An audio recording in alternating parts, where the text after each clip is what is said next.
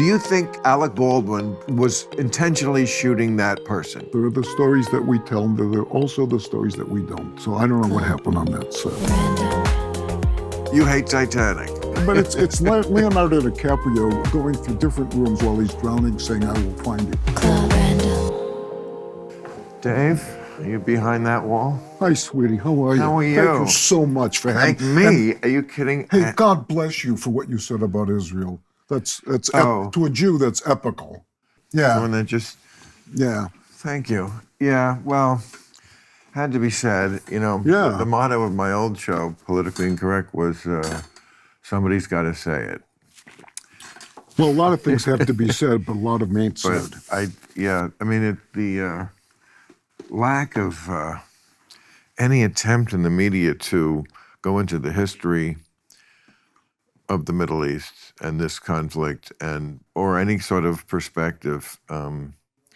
Yeah, I felt it was a very special season. You know, after the strike, we got back, just right after we got back, that's when the attack happened. Yeah. So it sort of was, anti-Semitism was the issue that dominated a whole half of my year, which is, I never thought that would happen in 2023. Well, I got a friend of mine, maybe he's been on your show. His name Izzy, is a combat veteran of the IDF. He lost an arm. No. They brought him back in combat, and he was in Gaza the day after in combat. He's back here now, and he said, as bad as the attack was, the reaction of the world was worse. Exactly. It's interesting. There was two shocks. The first shock was that, wow, Israel got penetrated like that? Yeah. The one thing we thought they were really good at?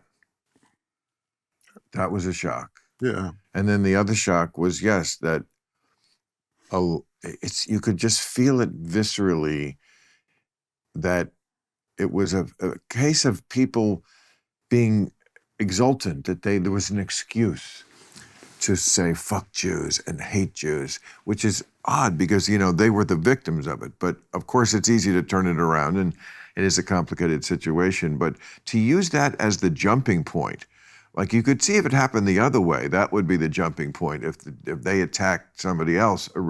But to be the victims and then right away go right to, it would be like if, you know, Bush or somebody had said, you know, the FBI will hear from us soon, and then Bin Laden's a great guy, you know. I mean, the turnaround was the shock to me, especially on campus. Well, yeah, but I mean, the universities have been falling apart for long time. There's no purpose for them anymore. And so what they've been selling, especially since the GI Bill, is we'll do anything you want to get your ass in here. You don't want to have grades, no grades. You don't want to study any. You want to study semiotics. That's fine. Whatever you want to do, that's fine. Just give us your money. I've been banging that drum for a long time, and I know you have. And I think one bright spot in this is that to the people who had been saying to people like me, and I guess you too, like, what are you talking about? College is great. Because there's certainly this idea that one thing that's always unassailably great thing to do is to get more schooling. You know, more college, just the more time you spend in front of some kind of blackboard, the better person you are. And it's just such bullshit because there's nothing behind that if what they're learning is bullshit, or if they're being indoctrinated into actually terrible, iniquitous stuff. But the other thing is, in our business, you know, I got in, and I'm sure you got in the way that people used to get in. The kids showed up, whether it was you, me, or some kid, some guy or some girl, and said, I want to work. I want to work with you. You said, I'm not hiring anybody. Second day, I want to work with you. I told you I'm not hiring. Like the third day, you say, fuck it, go get me a cup of coffee. And the next year, the kid is an associate producer. In the third year, he's a director because he showed up. He got the coffee right. He got the call sheet right. He stood around. He learned. He kept his mouth shut and his eyes open. Yeah. And that's education, which is very different than schooling. That skill is something I feel like that has atrophied in recent generations. Well, it has. They want to be like the producer in a year. Yeah. But also people think that they can enter vertically, that rather than starting at the bottom and carrying coffee, they can go to a school which is going to teach them to act, direct, produce, blah, blah, blah, and then carry that over there. But I got people come to me, and I'm sure you do too. If they got a master's degree in anything, I'm not even going to read further on the resume. So, Jesus Christ, you just wasted your youth. What are you going to learn about our business from going to a school? Nothing. You always, in your books about the show business, talk so fondly of your crew. And of course, you see it in your movies because you use the same people all the time. So you must love them. I mean, it must be like, oh, it's like every year I used to take a Hawaiian vacation, like it was a working vacation over New Year's. Did it for 12 years. And I took a whole bunch of people every time, made it into a fun thing, but it was work. And I'm guessing that's like your movies. Well, I used to, because everybody knows each other. But also, I just did a movie. I hadn't done a last movie I did. I just did a movie with Shia LaBeouf. Just wrapped it last week. Really? Yeah. But before that, I did a movie. How is he? Magnificent. Isn't that interesting? I'm being. No, I believe you. I'm just saying that. No, I'm saying that as an actor, I've never worked with a greater actor in my life. I work with everybody. Come on. And as a human being, he's just a magnificent human being. So I hadn't done a movie in 10 years. Last movie I did. Why do you think he has such a reputation as such a dick? I have no idea. I do know, and I hope I'm not talking out of school. No, you can't hear. Oh, good. That not about him, because No. I have the unlimited respect. At one point, he hit bottom. Okay. Yeah. Okay. Right. Look, I love to hear things like this because I don't trust anything I hear, especially in things like this and people. And then half the time, that's exactly what happens. You get to know them, and you're like, "What are you talking about? Why?" And they're just projecting whatever their shittiness is on somebody else. Of course. Here's something else. What did Shia do that he got in trouble for? Oh, I'll tell you one thing. He was. I mean, again, this. It was just rhetorical. Oh. No, but there is something, and I would defend him on it but it sounded like he was a dick. He was with a pop star named FKA Twigs.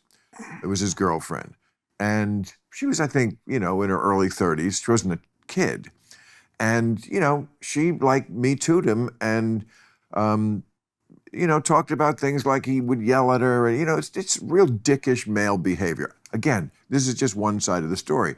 But she in the piece she says, I could have left any time. I had a townhouse in London. And I'm like, why am I reading this then? Did you see this thing where this kid is filming himself having sex on the table in the Senate? You didn't see this? Where do you see something like this? Fox, right?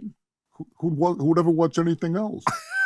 It's all over the conservative. Wait, who? This is what? He's the staffer of a Democratic senator who goes in with his boyfriend to the Senate whatever room. Cloak room. Yeah. Something. No, it's not the cloak. It's right there on the desk where they have all the meetings in the middle of the night. They get naked and kabunga, kabunga, kabunga. And there's a video of it? Yes. The video's going random. The kid is now saying that he's a victim because love is love. Wow. It's a shame John Fetterman wasn't there to lend one of those kids a sweatshirt, huh? Well, exactly, as if that weren't bad enough. But did you know that there's also a black and white film of Eleanor Roosevelt having sex on the steps of the Lincoln Monument? Yes.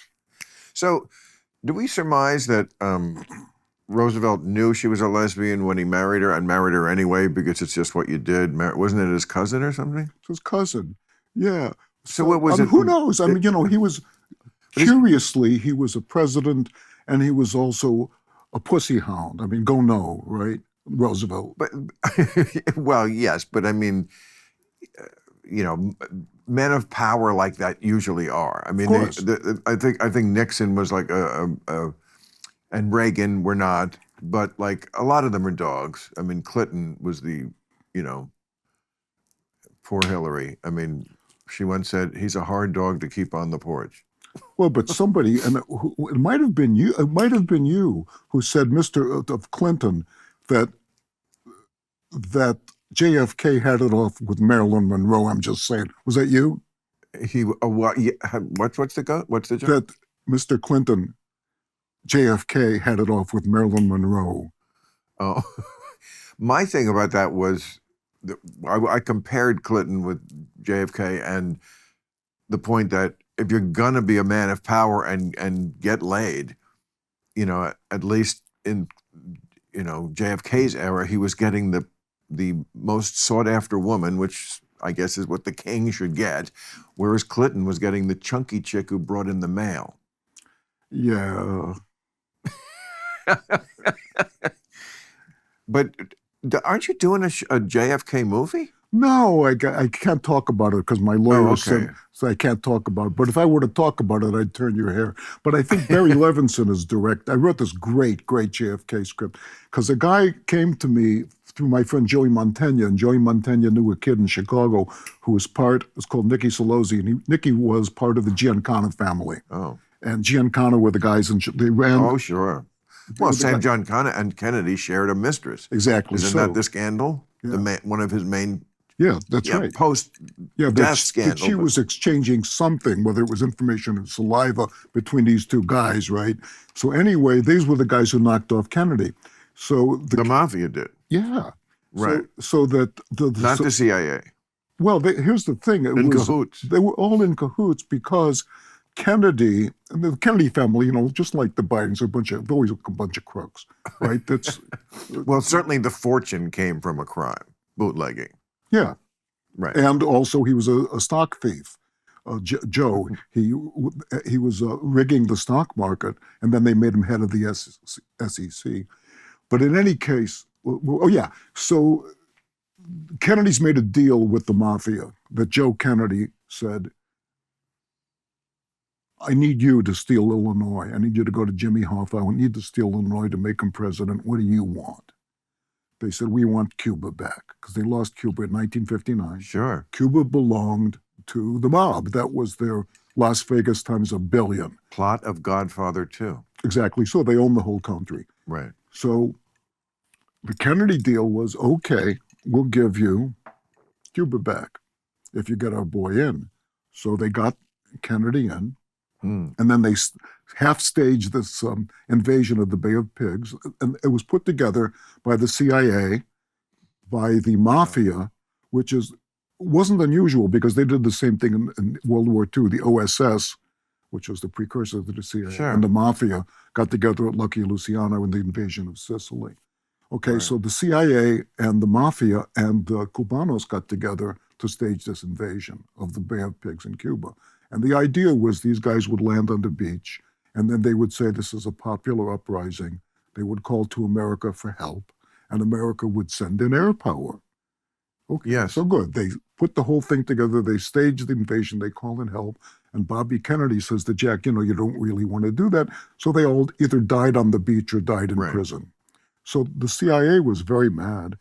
Well, I mean, certainly that is the upshot of what happened. I don't know if we know for sure where the fuck up came. Maybe it is Kennedy just at the last minute losing his nerve and betraying these people. But there was also a power struggle at that month. This is 4 months into his administration. Mm-hmm. There was a power struggle with the CIA, which was, of course, in many ways more powerful than who's president because they're continuously there and they have shit on everybody, and especially him. I mean, there was just so much shit to be had. Well, sure. What about Hoover, who was director for life of the FBI? But Kennedy was in this power struggle with the CIA at the time. And so like a CIA operation, they could have fucked it up to make him look bad. Well, here's the thing. There's the Godfather is our national myth, right? Correct. It's the best movie ever made in America. It explains everything. And Al says to Kay, he says, we're going to be legit. We're going to be just like senators and congressmen. And she says, well, senators and congressmen don't kill people. He says, oh, now who's being naive? What people don't realize, who've been around any kind of power, even in our business, a lot of people have a lot of power, but nothing like the government. If people are sitting around, all I got to do if I'm the president, and you say, how about this son of a bitch? All I have to do is this. And someone will kill him. Well, not in some countries. That's Putin's country. I don't think it's that easy in this country. Why you not? think it's that easy? It's that easy anywhere. You think they do it? Sure, they do it. Of course, they do it. Okay, let's go back. So Biden, you think Biden has done that and had people killed? I doubt it. You don't doubt it. No, I say I doubt it. But Oh, what I'm saying is when people have this much power and there's this much at stake, well, one of the genius of Obama was he stopped us talking about billions and started us talking about trillions. So when there's that kind of money at stake in anything, there are very few people in the world that you can't buy off or threaten to death. Well, I don't know if Obama did that. Of course, inflation is always slowly raising the numbers. You know, when my father was a child, and bread was a nickel or something. Okay, so it was going to get to $1 trillion. And the reason it got to $1 trillion is because the previous administration completely fucked up the economy. Obama, if you may recall, came in at a incredibly disastrous moment that was so easy to fuck up. And lots of people suggested he don't fuck it up, like let GM die. No, I'm sorry, I didn't explain myself well. I didn't say that he was a no-good son of a bitch. I didn't say that whether he did or didn't cause inflation. No. I said he altered the language. That prior to Obama, nobody in 20 years would ever use the phrase $1 trillion. I know, but that's because there was a crisis and by the way, the TARP bill, they purposely avoided that. It was $780 billion. This was in 2009, and even that made jaws drop. Now they write $2 trillion like it's the dinner check. I don't know how this economy is still going. I honestly don't. Well, nobody does, but the terrible thing is, all they need to do that is ink.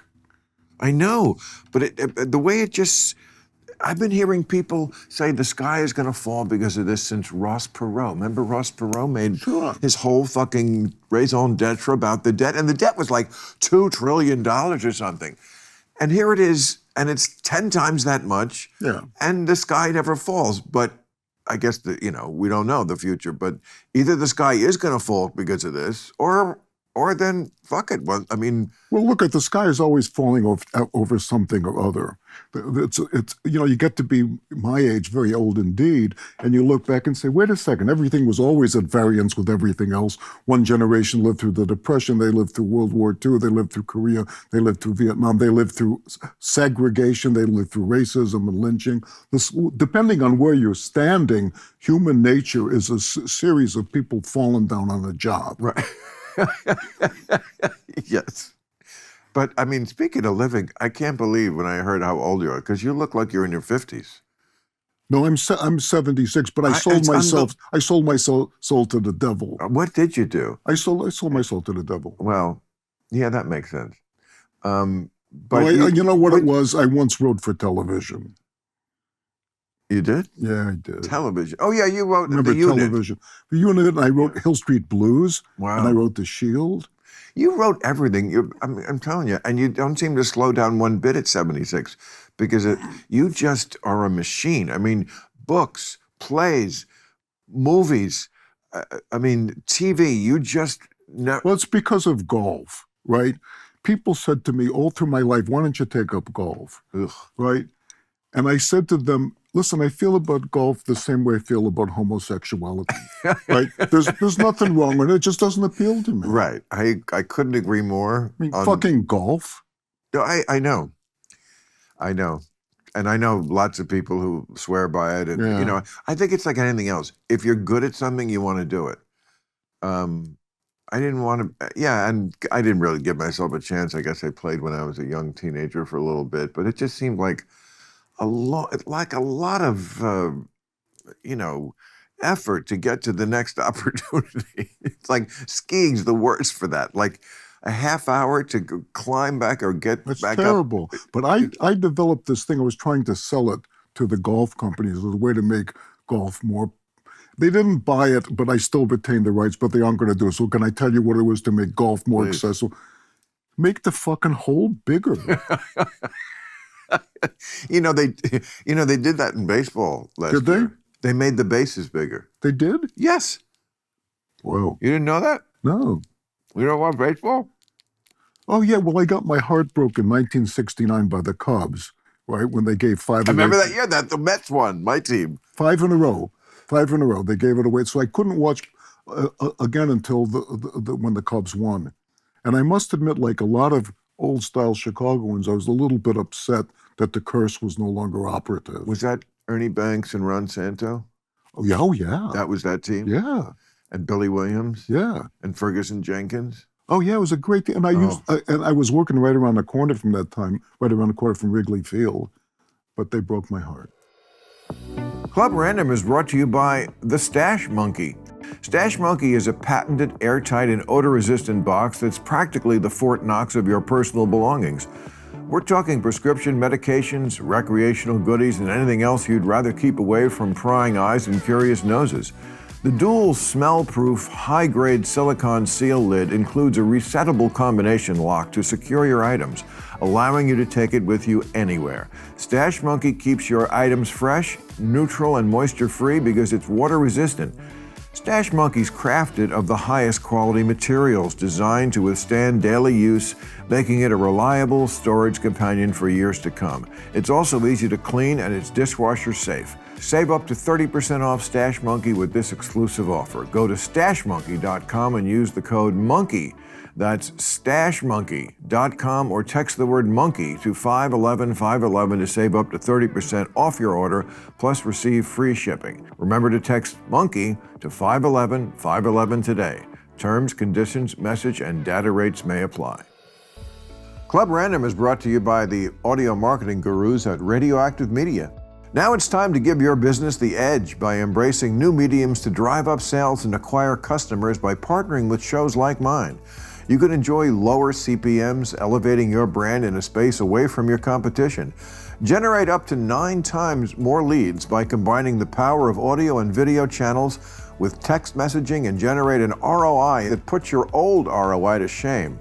The best way to achieve these goals is through the team at Radioactive Media. They create national campaigns on podcasts, terrestrial, satellite, and streaming radio. Club Random has been partnering with Radioactive Media since the beginning, and they can create a customizable campaign for your company's needs. Radioactive Media has an exclusive deal to promote your product or service on Club Random with me and save up to 50%. Go to radioactivemedia.com or text the word RANDOM to 511-511. Discover how audio marketing can surpass your current strategies with new and innovative ways that sound better. Go to radioactivemedia.com or text RANDOM to 511-511. Text RANDOM to 511-511 today to save up to 50% in 2024. Terms, conditions, message, and data rates may apply. Well, I don't know, but you always seem to have stuff in the pipeline. My producer, when you did Real Time a couple weeks ago, said, "Oh, I saw his play in Venice, Henry Johnson." Yeah. It was so good. I said, I never even heard it was on. I would have liked, he said it was amazing. I mean, you do obviously can turn out something like that and not even care if the word gets out about it, because why didn't I hear about it? Bad publicity? We had, we didn't do any publicity. It was well, there you go. It was Shia LaBeouf. No, everything was a 100-seat theater, so we sold out every house. We could have done it forever. So it was Shia and Evan Jonigkeit and Chris Bauer and Dom Hoffman, but they all went on their sites. So the thing is, I just got so sick of dealing with the fucking press for 50-some years of my professional life. I said, to hell with it. If I can sell every ticket over here, they can go to hell. Right. Well, I can't argue with you about the press. They have not, I don't feel like they've ever really got me. Not to the level they probably could have. But, maybe it's our charming personalities had something to do with it as well. But I agree with you. I'd rather be myself and lose that part of it than have to go through life always walking on eggshells and kissing up to them. It was almost liberating when I got to that point where I realized, oh, okay, the New York Times is never going to understand me. Yeah, the other thing, I beg your pardon. No, that's that's my statement. The other thing, in addition to being somebody said, what's the one thing you need to be able to do to write theatrical criticism? And the answer was insufficient talent to write sports. So the other things, they've always been for sale. Who? The press. They've always been for sale. Oh, well, what do you mean for sale? In the sense that you can bribe them to... Well, of course you could. To Listen, what? To get a good review?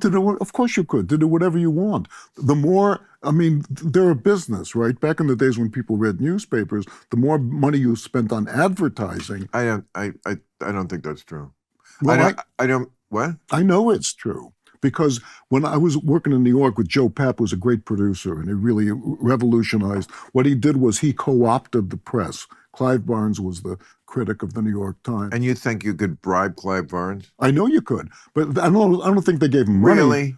I don't know that they gave him money because I don't think he was that smart. But what they would do is Joe would say, you know, I'm convening a bunch of people in Venice, Italy next, and I'd like you to come and give a little speech about blah, blah. Would you do that? Of course, you bring a friend and anything you want in the hotel. And that's also what the movie business used to do. They used to bribe all the critics and put them on a junket. What about Vincent Canby? Okay.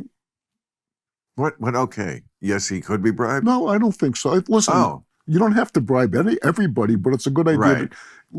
I come from Chicago. The question is always, who do you got to pay to do what? Right. I just did a cartoon. Barry Weiss has got this blog, The Free Press. And yeah, I love it. Thank you. I'm their resident cartoon. I see it every Friday. So my cartoon last Friday was Santa. It's called Christmas in Chicago. Santa's talking to this little girl. He says, ho, ho, little girl, what would you like for Christmas this year? A doll? She's got a fistful of dollar bills. She says, make it a pony, and there's more where that came from. You know, I put yours up that you I gave. saw that. I'm flattered. I love that. It's Thank such you. a... So the question in Chicago, which was a complete machine town. Of course, Richard Daley. Of course. You know. Was who do you got to talk to? And so somebody said, and I agreed to it, who would want to live in a town where you can't fix a parking ticket? What do you think about what Chicago is now? It's a hellhole. It's the listen, all the Democratic cities are dead. They aren't dying, they're dead. They're not dead. Of course they are. Chicago is not dead. It's not? It's not. They're, really? Well, obviously, it's not literally dead because there's lots of live people I'll there tell you why living their best lives there every day, and so there's lots of problems with it. Problems? It's the murder capital of the world. It's the murder capital of the United States. In any case, the woman left a White Sox game. God forgive her. She's driving home on the Dan Ryan Expressway, and these two rival gangs were having a shootout. Bang, bang, car to car, car to car. They caught her in the shootout and they killed her. So the police, I don't even think they were indicted. The police said the gangs were engaged in something called mutual combat, and it's a shame she died. So this is, in effect, the first overt confession by an American city that it's an open city. You know what open city is? The Nazis don't own it. The Americans don't own it. Nobody owns it. There's nobody there. Well, I mean, for years, there are certain people I would call the usual suspects on the far left who would object if you talked about no-go zones in European cities. And there's definitely no-go zones in European cities. No-go in the sense that, like London, Paris have ghettos, Muslim ghettos that neighborhoods, whatever, maybe they're lovely, but they're, you know, there is almost Islamic law in the neighborhood. I saw a piece on 60 Minutes, and there's a woman walking down the street, and she's got a short skirt on, and the men are yelling at her how wrong that is, and she's like, "This is fucking London." Yeah, not anymore. What do you mean? Oh, London, not anymore. Everything changes. Dead like Chicago? What? It's a dead like Chicago? Well, look, it was the Archbishop of, I believe, of Westminster, not of Canterbury, but it was an opposite number, like 5 years ago said it's obvious that we're going to have Sharia law in England alongside of British law. Yeah, there was a guy named Ahmed Churi, I think. He spoke on the radio for a very long time, and the British authorities were always like right on the fence of, do we arrest this guy? We want to have free speech, but this guy is like putting it right up to the line. And they finally did. I think No, he's but in I'm jail talking now. about the Archbishop.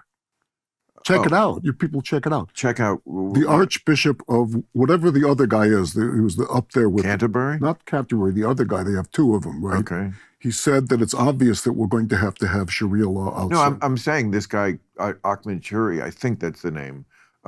He was basically advocating Sharia law. Yeah, sure. And basically the takeover of. I mean, look, people again, the usual suspects hate to hear it, but Islam is a supremacist religion. Now, all religions are to a degree. Whatever. If you believe in a religion, you're going to go, well, of course, that's the best religion there is. I mean, it's about what happens when I die. I mean, this is the ultimate faith. Of course, I like mine the best. But some people are just a little more militant about that and a little more upfront about, well, the world is okay now where it's only, partly Muslim, but, we are moving inexorably, and we must, toward a world where everyone is Muslim. They'll all be happier.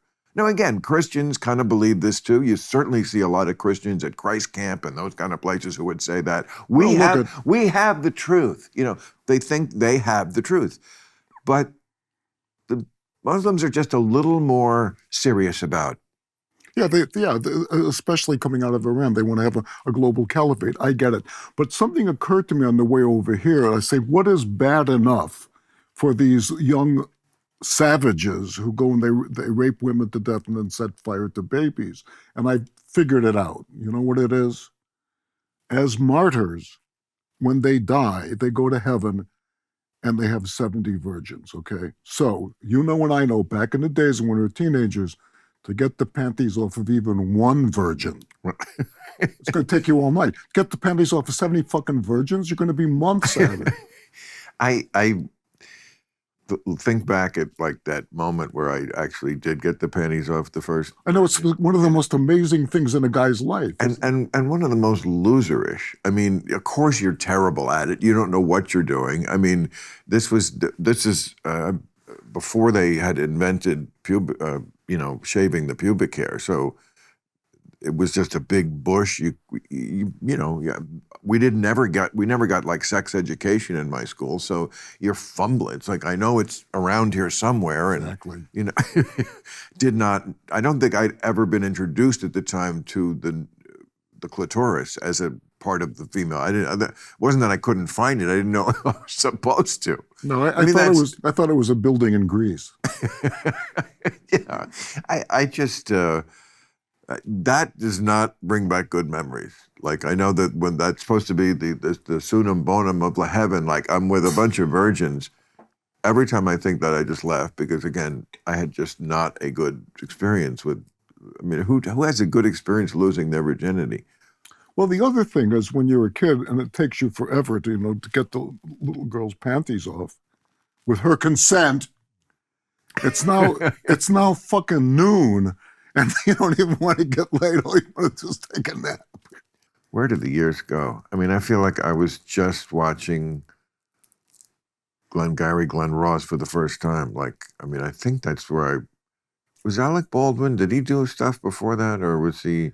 Did he do stuff with me before that? No, was that where we first saw him? I mean, I feel like no. He was in one of the original Tom Clancy movies. Oh, he was a movie star. Oh, he was a star by then. Yeah. Oh, okay. Yeah. I felt like that was what made him a star. That speech. Oh, go on. What? Yeah.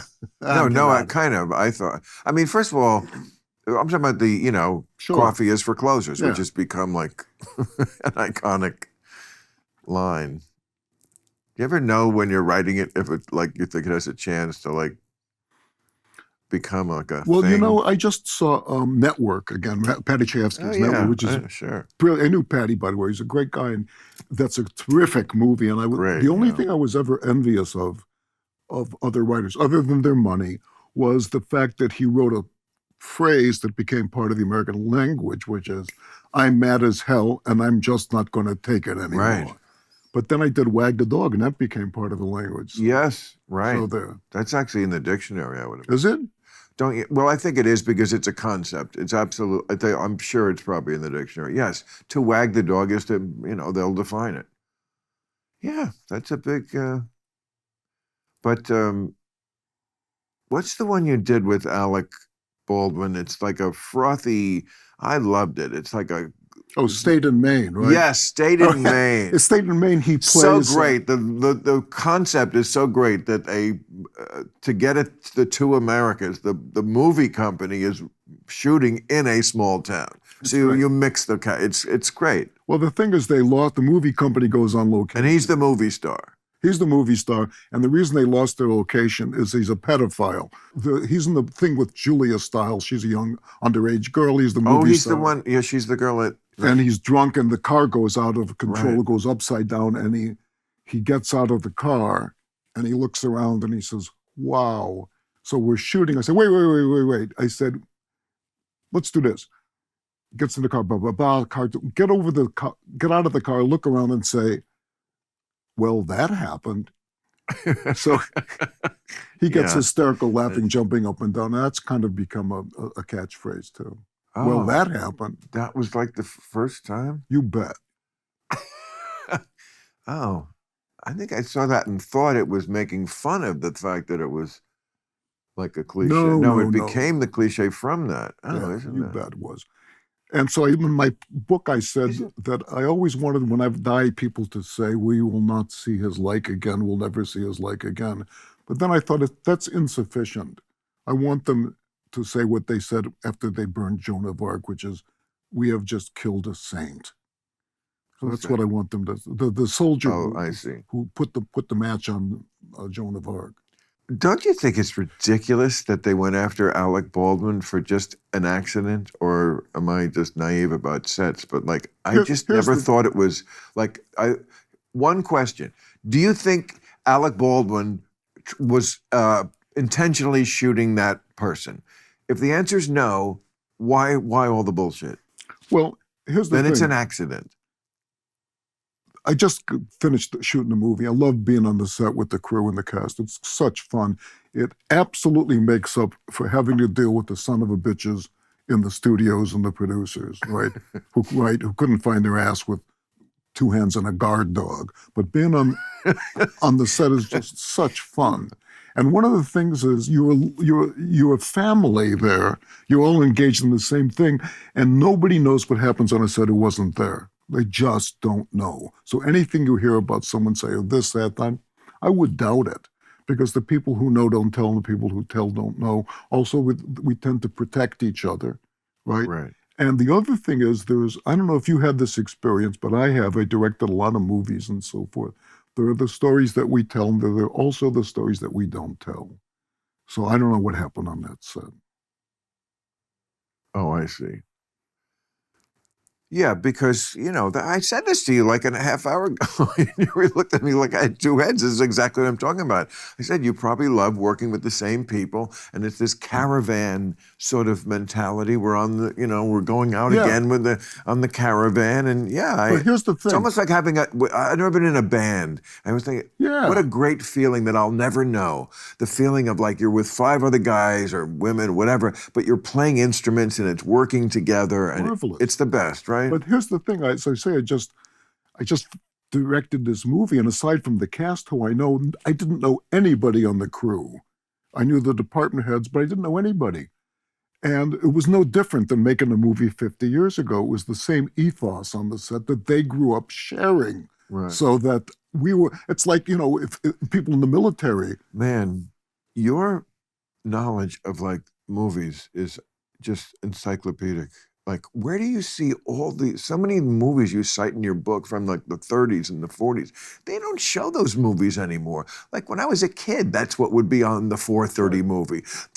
You can go through the 50 channels as I do often, like once a day. What are they showing in all these movie channels? No. And there's never anything that's old like that. You got to go on YouTube. If you go on, can I say YouTube? Yeah. I did. What do you mean? Say it. We're on YouTube. But on YouTube, they got a lot of it's stolen or borrowed, but they got every movie ever made. So what you can do is you say, "Geez, look what they're suggesting, this movie with Yvonne Mitchell. I never heard of Yvonne Mitchell before. Doink, doink, doink. That's a good movie. Go on your little device, all the Yvonne Mitchell movies, I want to see them." So that's what I do in the evening with my wife. You watch a movie every night? Oh yeah, except she's addicted to British experts. You know, What do you mean? it's 85 fucking Brits standing in front of Stonehenge talking funny. Oh, oh, but you cite many British movies. I love many British movies. Oh, Sure yeah. I do. And there's somebody who you said was like the greatest actor ever. I never heard of him. Oh, who was it? I Oh, can't- Roger Livesay, maybe. Yeah, that. Or Anton Walbrook. Yeah, Somebody sure. like okay, we don't know who these people are. And then I know you said you hate Olivier. No, I didn't say I hate Olivier. Olivier did a You couple said you of can't stand his acting or No, something he's like not a very good actor. But here's the thing. But you know that's a contrarian view. So what? No, I used to write for the Guardian newspaper in London, and I took off on Olivier, and I said, I'm going to tell you who the best actor in the world is. And I says, I know you've already beat me to the punchline. It's Tony Curtis.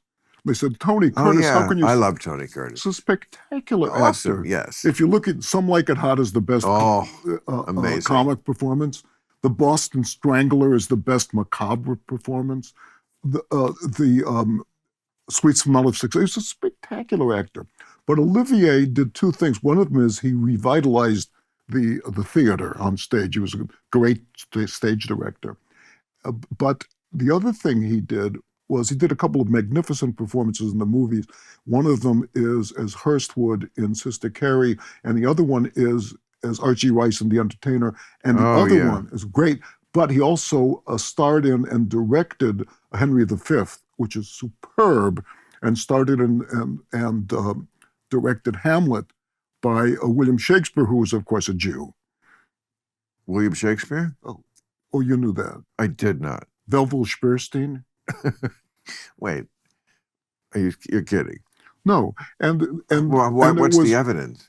Well, it was Samuel Johnson. Someone has said that in 1642, Shakespeare dead for 30 years, and someone said to Samuel Johnson, the great Samuel Johnson, Dr. Johnson, how can you say that Shakespeare was a Jew? And he said, no Shay gets rights that good. You've heard the headlines. Inflation is unchecked. The dollar is collapsing. The government is printing too much money. The fear is real, but there is a solution. Gold. The government can't print more gold. Gold isn't collapsing, and gold's value increases during inflationary times. Noble Gold Investments is here to help you protect your wealth. Whether you're a seasoned investor or just getting started, Noble Gold Investments makes it simple and safe to invest in gold. They walk you through the entire process and guide you towards the investment that meets your financial needs and goals. Noble Gold Investment offers two ways to hold gold: in a tax-advantaged gold IRA, or you can have your gold delivered right to your door. You decide how you want to hold your investment, and they'll make the transaction seamless and easy. With Noble Gold Investment, you can rest assured knowing you're protecting yourself and your wealth. Go to noblegoldinvestments.com/random to get started. That's noblegoldinvestments.com/random. Displate is a one-of-a-kind metal poster designed to capture your unique passions.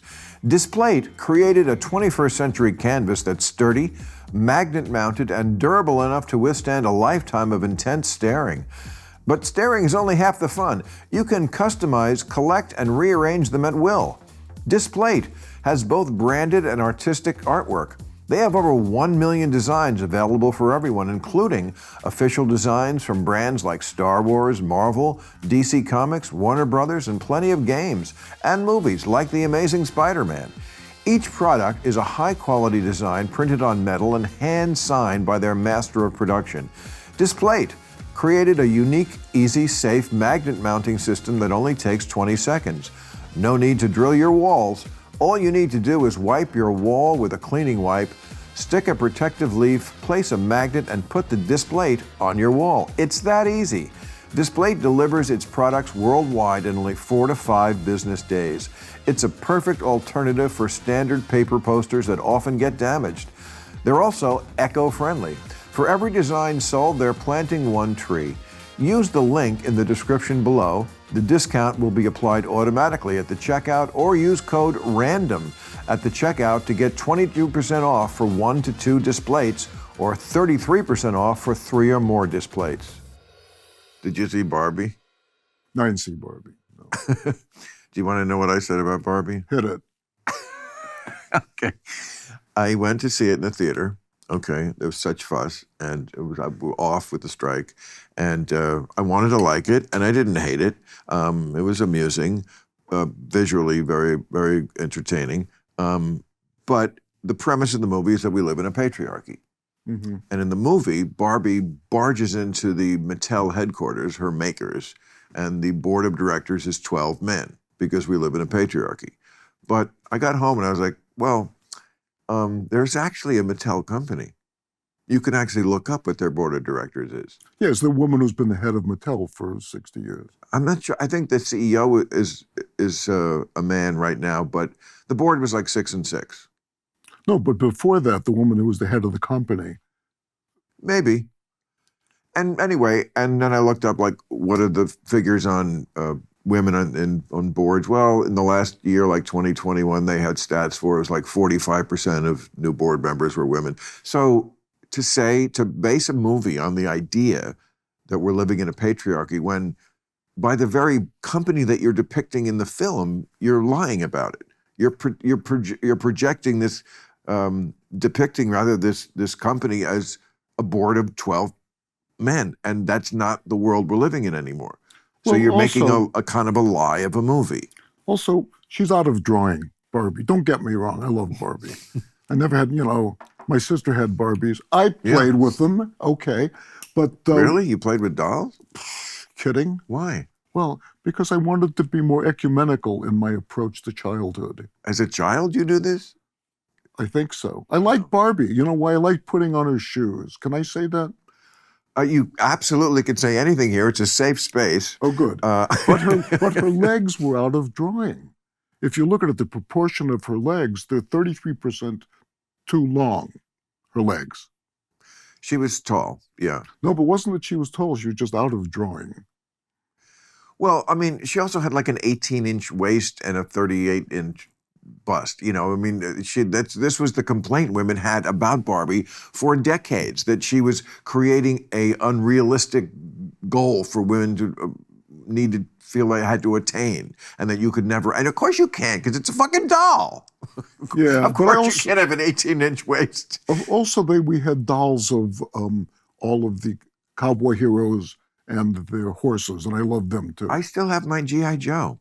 Do you? Yeah. But did you have the Lone Ranger in silver? No, was that a doll? No. Oh yeah, was they had Lone Ranger dolls and a little horse. Put them in a fucking horse. I remember the TV show when I was very, very young. It was like one of the first shows I saw.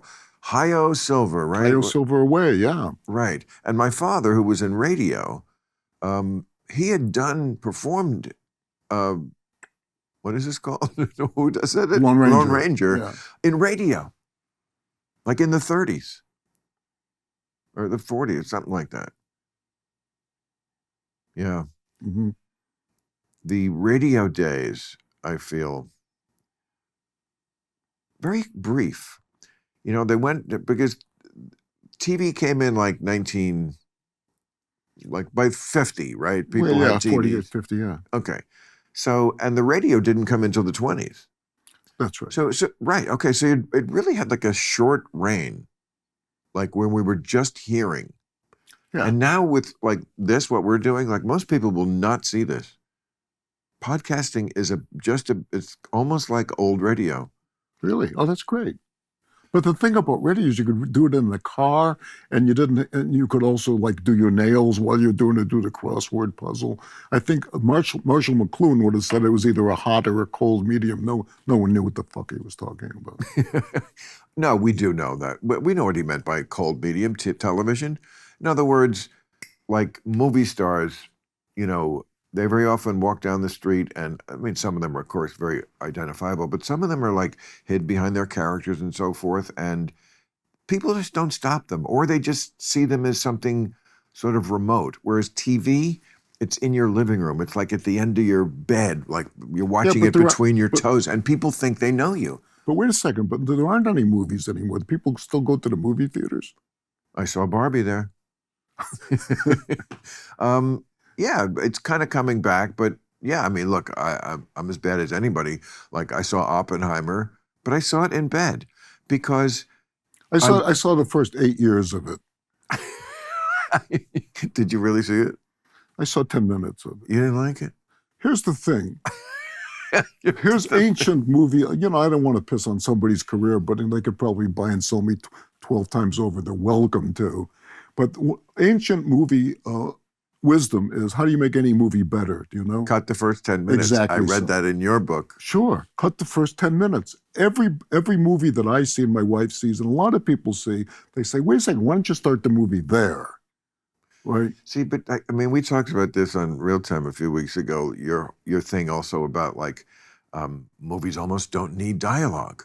Yeah. And I think you're working to an audience who you imagine is as smart as you are, and we're not. Okay? No, So no. we Quite do need the first 10 Hey, minutes listen, you know, sometimes. I- Sometimes I- I need 20 minutes. I drove my car, I didn't get off the bus, as we say. I've never met a stupid audience other than in the boardrooms of the great over here. Audiences are not stupid. That's such a... Individuals are stupid, but the combined audience is not stupid. Okay. Explain that to me, Ridley. Sure. Here's what I do Well, for how a living. can we could sit here easily and complain about how stupid, you know, the American people are, and you know, us too. Let's I include don't think they're ourselves. stupid. Well, I mean, The Democrats, uneducated. Yes. Yeah. Definitely uneducated. People don't know anything. That's why I have to be putting all this information out about the Israeli conflict, because they have no idea Yeah. about any of this stuff. Yeah. So uneducated. And yet you're right. When they get as a group, somehow I think maybe it was you who said it's like individually stupid, but together a genius. Yeah, that's what Billy Wilder said. Billy Wilder. Okay. Yeah, and it's true. Why? How does that happen? That's excellent question. How does that happen? It happens because we're herd creatures. It has to be something to do with that. Yeah. And what I'm doing is the same thing that you're doing, right? As we talked a little about this on your other show, you're always thinking about what can the audience absorb, not in terms of information, but almost in terms of rhythm. The joke has got to be on the right rhythm because you're identifying yourself with the audience. Most people can't make a movie because they can't even tell a story. How do they tell a story? Say, you know, this may be boring, but, right. And blah, blah, blah. Oh, and also they have no idea about placement. Comedians certainly see this all the time when we're starting, and we get hired to do like corporate things, you know, that throw you $300, and this is their like fucking convention. So you're talking to a bunch of plumbers or insurance salesmen, and of course, so you're being introduced by an amateur. And very often they'll be like, we have a young comedian here, Bill Maher. He has worked on The Tonight Show 3 times. And it's like they've said your name in the middle of the introduction. They don't even know to say it at the end. Yeah. So that just trails off, and then you have to walk on like a fucking monkey. Well, so here's the thing is that I used to drive a cab for a living, right? I did everything for a living. I was a cab driver. And I stopped being a cab driver when I realized that I could actually write something that people would pay to see. I had a little theater company in Chicago. I said, geez, I'd rather do that. I don't mind. I like driving a cab, but I'd rather write stuff for a living. So my study has always been how to please the audience. And it hasn't been how to pander to them, because there's nothing to pander to. They're pretty smart. They are smart with that. And especially when you say, you're right, like you can almost not cut too much because they're always ahead of you. That's absolutely correct. So that if you could do the other thing and say, Jesus Christ, make them listen, make them wonder, and then pay it off. So they said, oh my God, he paid me off here. I'll listen again. It's the same thing you do in a routine. Yeah. You build up to a joke, you tell them something that they didn't expect, and now they're all on, do that again. Yeah, I feel like sometimes when I'm working on, I like working on a show once a week because I could like start on the editorial at the end, the thing we were talking about before about that I just did on a Monday, and each day I'm editing it. And like, it's almost like getting, okay, Monday it's very crude, but I have all the pieces. And then it's just like in the editing room, I would imagine. It's really fun putting the pieces in the right, it's like a puzzle that it's like those paragraphs in that. Great. So that's what dramatic writing is. It's structure. You like writing about, I mean, you're the one you were just on for, every word oink oink. I remember reading Bambi versus Godzilla and finding out in the book, when I started the book, I'm like, oh, let's see what this metaphor is. But and then in the book you say, no, it was actually a short. It was a what? A short. What was? It was actually a movie. Oh, yeah, of course it was. Did What do you you mean, ever of see course? Who the fuck knows this? Everybody knows it. Nobody knows this. Only you know these things. So what is that? A short of Bambi? Everybody can look it up on YouTube. It's called Bambi Meets Godzilla. Okay. So it's a black and white cartoon. Here comes Bambi. Tritty trot, tritty trot, tritty trot. Up on the top of a hill. Uh-oh, here comes Godzilla. Foam, foam, foam. Godzilla stomps Bambi into strawberry jam. Roll credits. That's right. It's 7 seconds long. Yeah, you know. Did you know that Bambi was a boy? Do you know that I'm an animal lover? No. I'm a PETA board member. You are? Yes, so like. I love them too. You know what I love is like the medium rare ducks with orange sauce. Let's not talk about this. It'll trigger me. No, just to eat them. I understand. And I eat them too. Yeah. But but I feel terrible about it. And I only eat cows that died from natural causes after resting comfortably in a private room at Cedars-Sinai. Well, I always say, and look, I have these, I think, disagreements with the PETA people who are vegetarian, but I love them. But, you know, PETA stands for People for the Ethical Treatment of Animals. I'm not sure it's unethical to eat them because they eat each other. I object to like torturing them while they're alive. As long as they're alive, do we have to torture them right before we? And it's not good for us. You know, a lot of the reason why people are in such bad health, why something like COVID happens, is because we torture animals and keep them in conditions that make them diseased. And they pass that disease on to us when we eat them. Well, at my house, we always, what I figured out, because we eat chicken once in a while, right, like 3 times a day, but we found out that non-ethically treated chickens, that you know what they do? They take them and they nail both of their feet to the floor and they force feed them. But with an ethically treated chicken, they only nail 1 foot to the floor. I don't find this funny.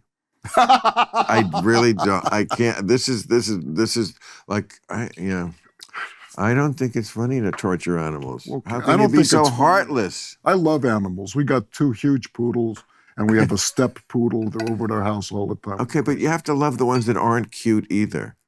I do?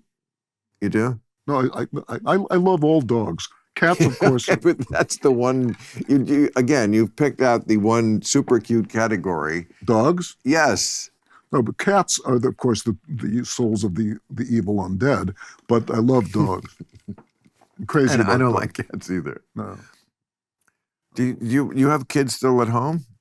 No, they're all over. They're like, Your kids are all grown up. Yeah, they're You're all an grown empty up. nester. No, I'm empty nester. But so these kids I was just making the movie with, it's just like going home again. I mean, I could have been their grandfather. I might be their grandfather. I don't know. It was such fun to see the tradition continue. People like that who know about this industry and are serious. I mean, Shia laBeouf, whatever he is as a person, I'm glad to hear he's a nice guy. Certainly was somebody who was at the top of his craft. Yeah. And people like that are usually very aware of the history of the movies and who the players are. So for them, kids that age to be working with you must be very excited and nervous about it. Don't know, but I'm sure they are. Well, here's the thing. If you're the director of a movie, I direct a lot of movies, a lot of television, everybody there is 2 things. They're there because they're very good at their job.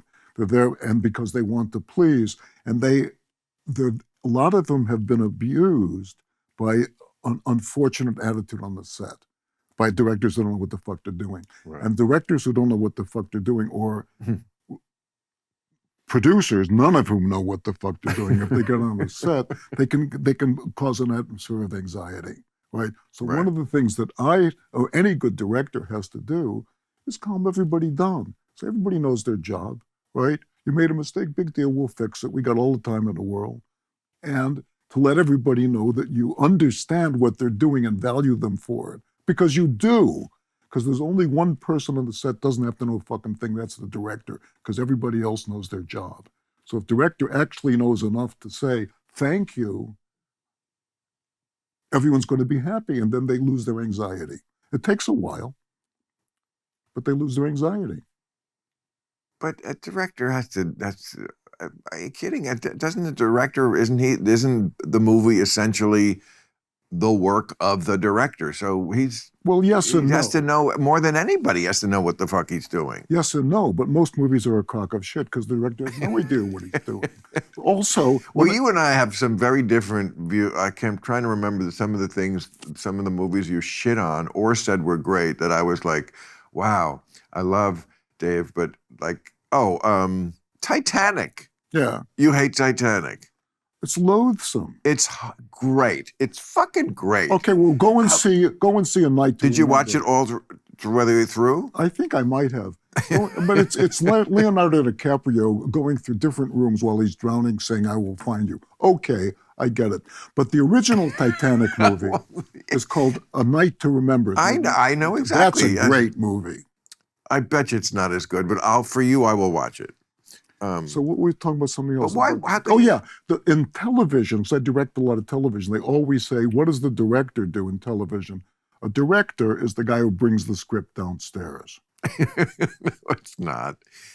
I'm talking about episodic television. Oh, okay. Because the crew's there all the time, the cast is there all the time. The director can't do everyone, so the director is coming downstairs and saying this, that, and the next thing, and all the crew's doing, yeah, set up camera. Well, I did sitcoms, so I know what a sitcom director does.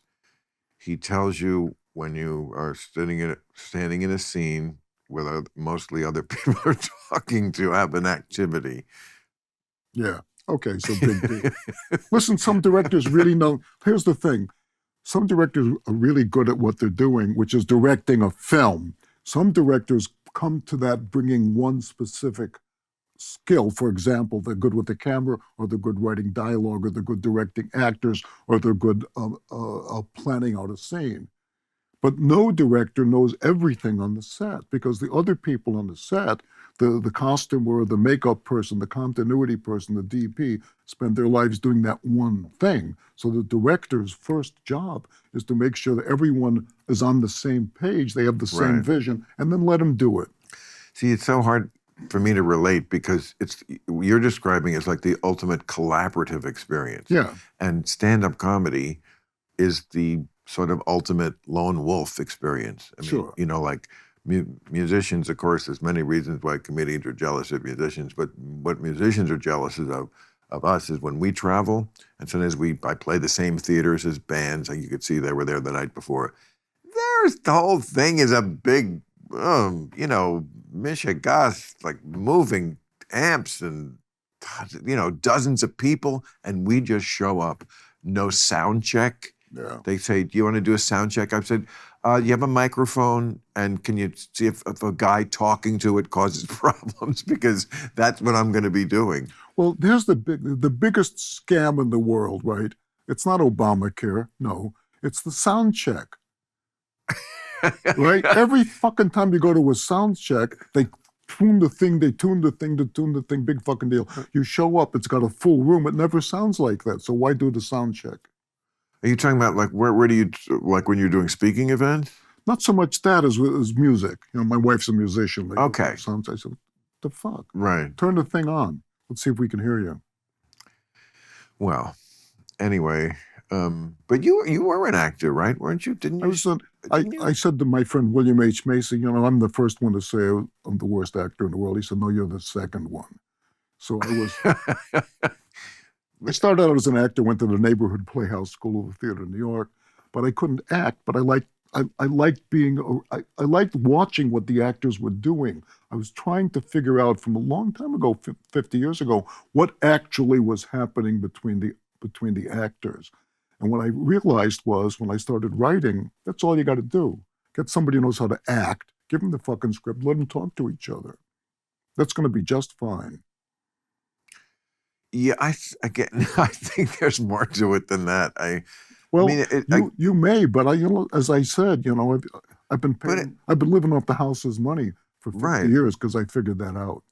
I know, but it's like saying, well, they just say the word. Yeah, but the words are, words that they were written by someone who doesn't know what they're doing or doesn't have the talent, or they're words written by someone who is entertaining to other people. Yeah, sure, but the actor can't do anything about that. If the words are great, it doesn't need the actor's help, and if the words aren't great, the actor can't help it. Do you make the actors say precisely word for word? Some directors, like Woody Allen, famously just tells them, doesn't have to be word for word, just in. Here's a very good answer. I just came up. I even like it. I don't make them say it word for word. They're happy to say it word for word. Oh, because it's good. Right. I mean, it's the greatest compliment. Somebody Right. says, "Yeah, sure, I'll say that." So what if somebody deviates? Do you stop them and reprimand them? Well, here's the thing. What I'm actually doing, I'm going to blow my cover, right? And I'm going to do it on your show. What I'm actually doing as a dramatic writer is writing free verse. What's actually happening is an epic poem that's been in 2 or 3 parts, so that one person is finishing the other's sentence, and it's all rhythmic. So if something is so the reason, because it's rhythmic, it's fun to say, right? But the actor doesn't have to manipulate it, or he's not coming up against a boulder. So that it's very rare that an actor's going to say, wait a second, this line doesn't work. And because it's very rare, if the actor says that, I'm going to listen to it, and I'm going to say, oh, okay, let me work on that. Man, I was an actor. Like when we all started out, as all of us, Sure. in the like early '80s comics, and we all wanted to then get on a sitcom, and so like I made my living more as an actor, like in the '80s.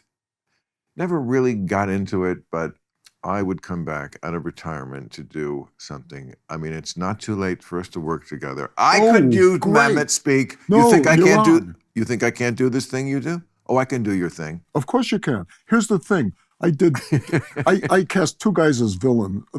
I love comics, right? The greatest performance in the world of a comic is Jackie Gleason in The Hustler. One of the second greatest. Oh, comics as actors. Yeah, is Yeah. Jerry Lewis, Jerry in Lewis? King of Comedy. I did Steve Martin and Tim Allen, both portrayed villains Yeah. to me. They were fucking Right. great. Tim Allen and Red Belt. That's right. So you're on my next. That would be fun. No, Yeah. I'm too. Oh, sure, it'll be great. I'm working on another movie, and now I'm finishing up this another movie about confidence men. And you feel no like diminution of energy at this point. No, I mean, looked that's at- what it's what I do all day. Is I sit in a room by myself. I read a little bit, I take a nap, I write a little bit. If you write 500 words a day, that's 25. And always sober. Sober? Sober. Oh yeah, no, I took a sip of pot once. Me too. And I'm still hallucinating 50 years later. Really? But my lips have never touched alcohol. That's amazing. You know why? It's because I pour the fucking thing past the lips. Yes, I've read about you. You drank. Yes, I've been able to take a drink, yeah. But that's amazing that you never got into drugs of any kind, because you're hardly the first like esteemed, like big time serious person writer to come to Hollywood, even though maybe you already were here. But I mean, I'm talking about the history of like F. Scott Fitzgerald and all those great writers of that era who all got seduced, right? To come, Dorothy Parker, nobody ever, I mean, even Faulkner, didn't he write some shit? He did. I didn't get seduced, I just got paid. No, I know, but I'm saying when you read about most of those dudes, they coped by being drunks. No, they were drunks. Scott, I don't know about Dorothy Parker, but Scott Fitzgerald was a drunk. Faulkner But it seems was like they were using liquor to cope with the things that you bitch about in those books. No, bullshit. They were using liquor to get drunk. Okay, but yeah, okay. Well, getting drunk is fun, but it's also can be a coping mechanism. Come on. No, I don't need a coping. I do. Not you, but here's people. The thing. My people have been Jews for 6,000 years, right? My grandparents all came over here with nothing. The civilization they left behind was destroyed. My dad was In Russia? in Russian Poland, right in the Right. Ukraine. And my dad was raised in poverty by a single mom, put himself through law school on the GI Bill. I've had this wonderful career in this magnificent country, enjoying the liberties that a lot of men and women lived and died for, writing for a living. So I'm like the ancient Jews with the push card. I'm going to sell everything on a push card, and if you buy it, I'm going to go out and pull it and bring down another push cart. And those Jews who started out with the push carts started the mercantile empires. That's the thing that pisses me off the most about this dialogue that's going now on about with the problems in the Middle East. The stunning lack of perspective, and the college kids who have just no idea how lucky they are. And I'm not a rah-rah America guy, you know. I don't get a boner when the Blue Angels fly overhead. I don't give a shit about any. Don't? Have you tried Viagra? Viagra. You say, oh, wait a You're second. funny. Here's the Blue Angels flying over you. But I gotta say, but I do understand. I do have read the paper since I was a kid. I understand roughly what the rest of the world is. And it's just a little, like all these really radical things I read about how great Hamas is after the attack from a lot of professors at Ivy League colleges and big time colleges. And look, a lot of them were, you could tell by the name, they were people, they were Islamic, they were from the Middle East.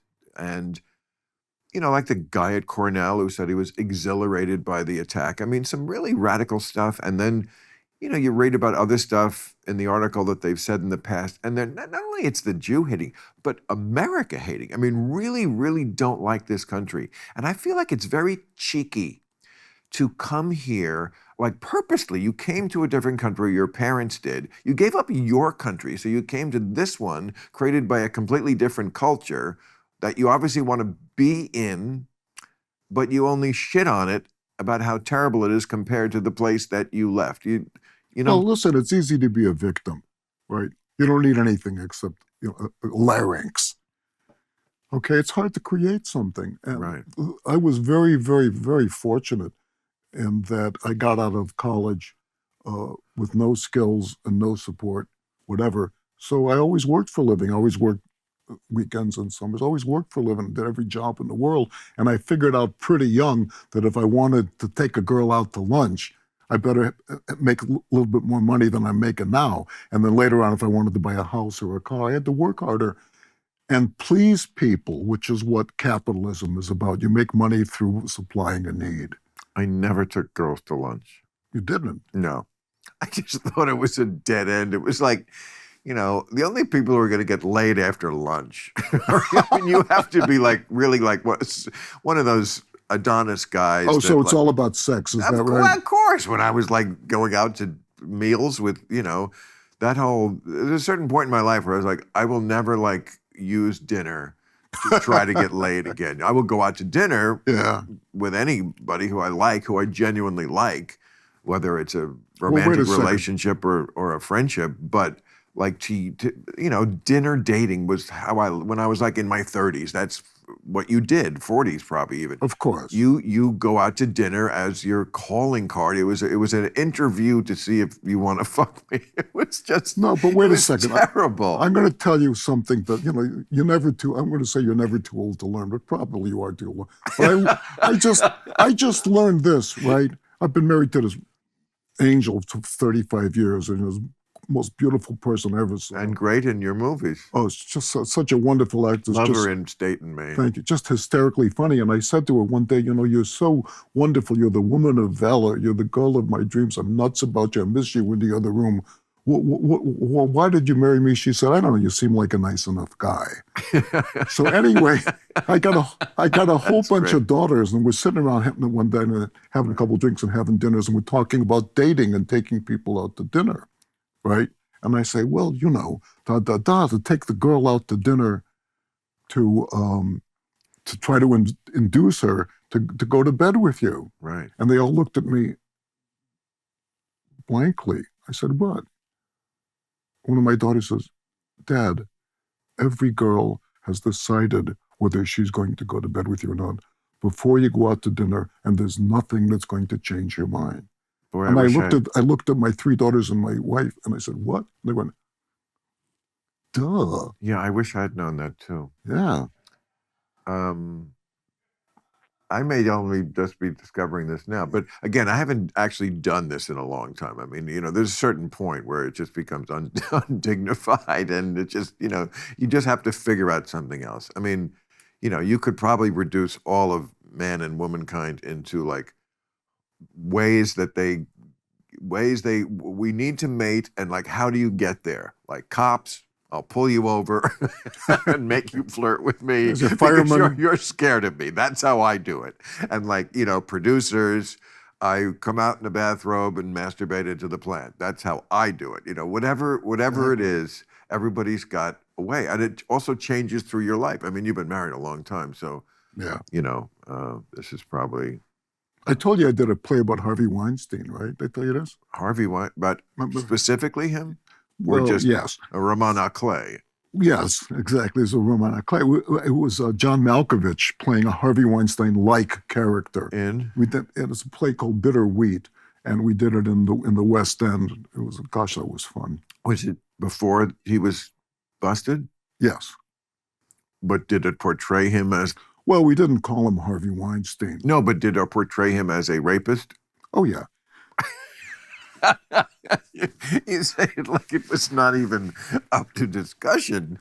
I mean, come on, right? Well, certainly the rumors about him before the Me Too movement began in, I guess it was October 2017 with that story in the Times,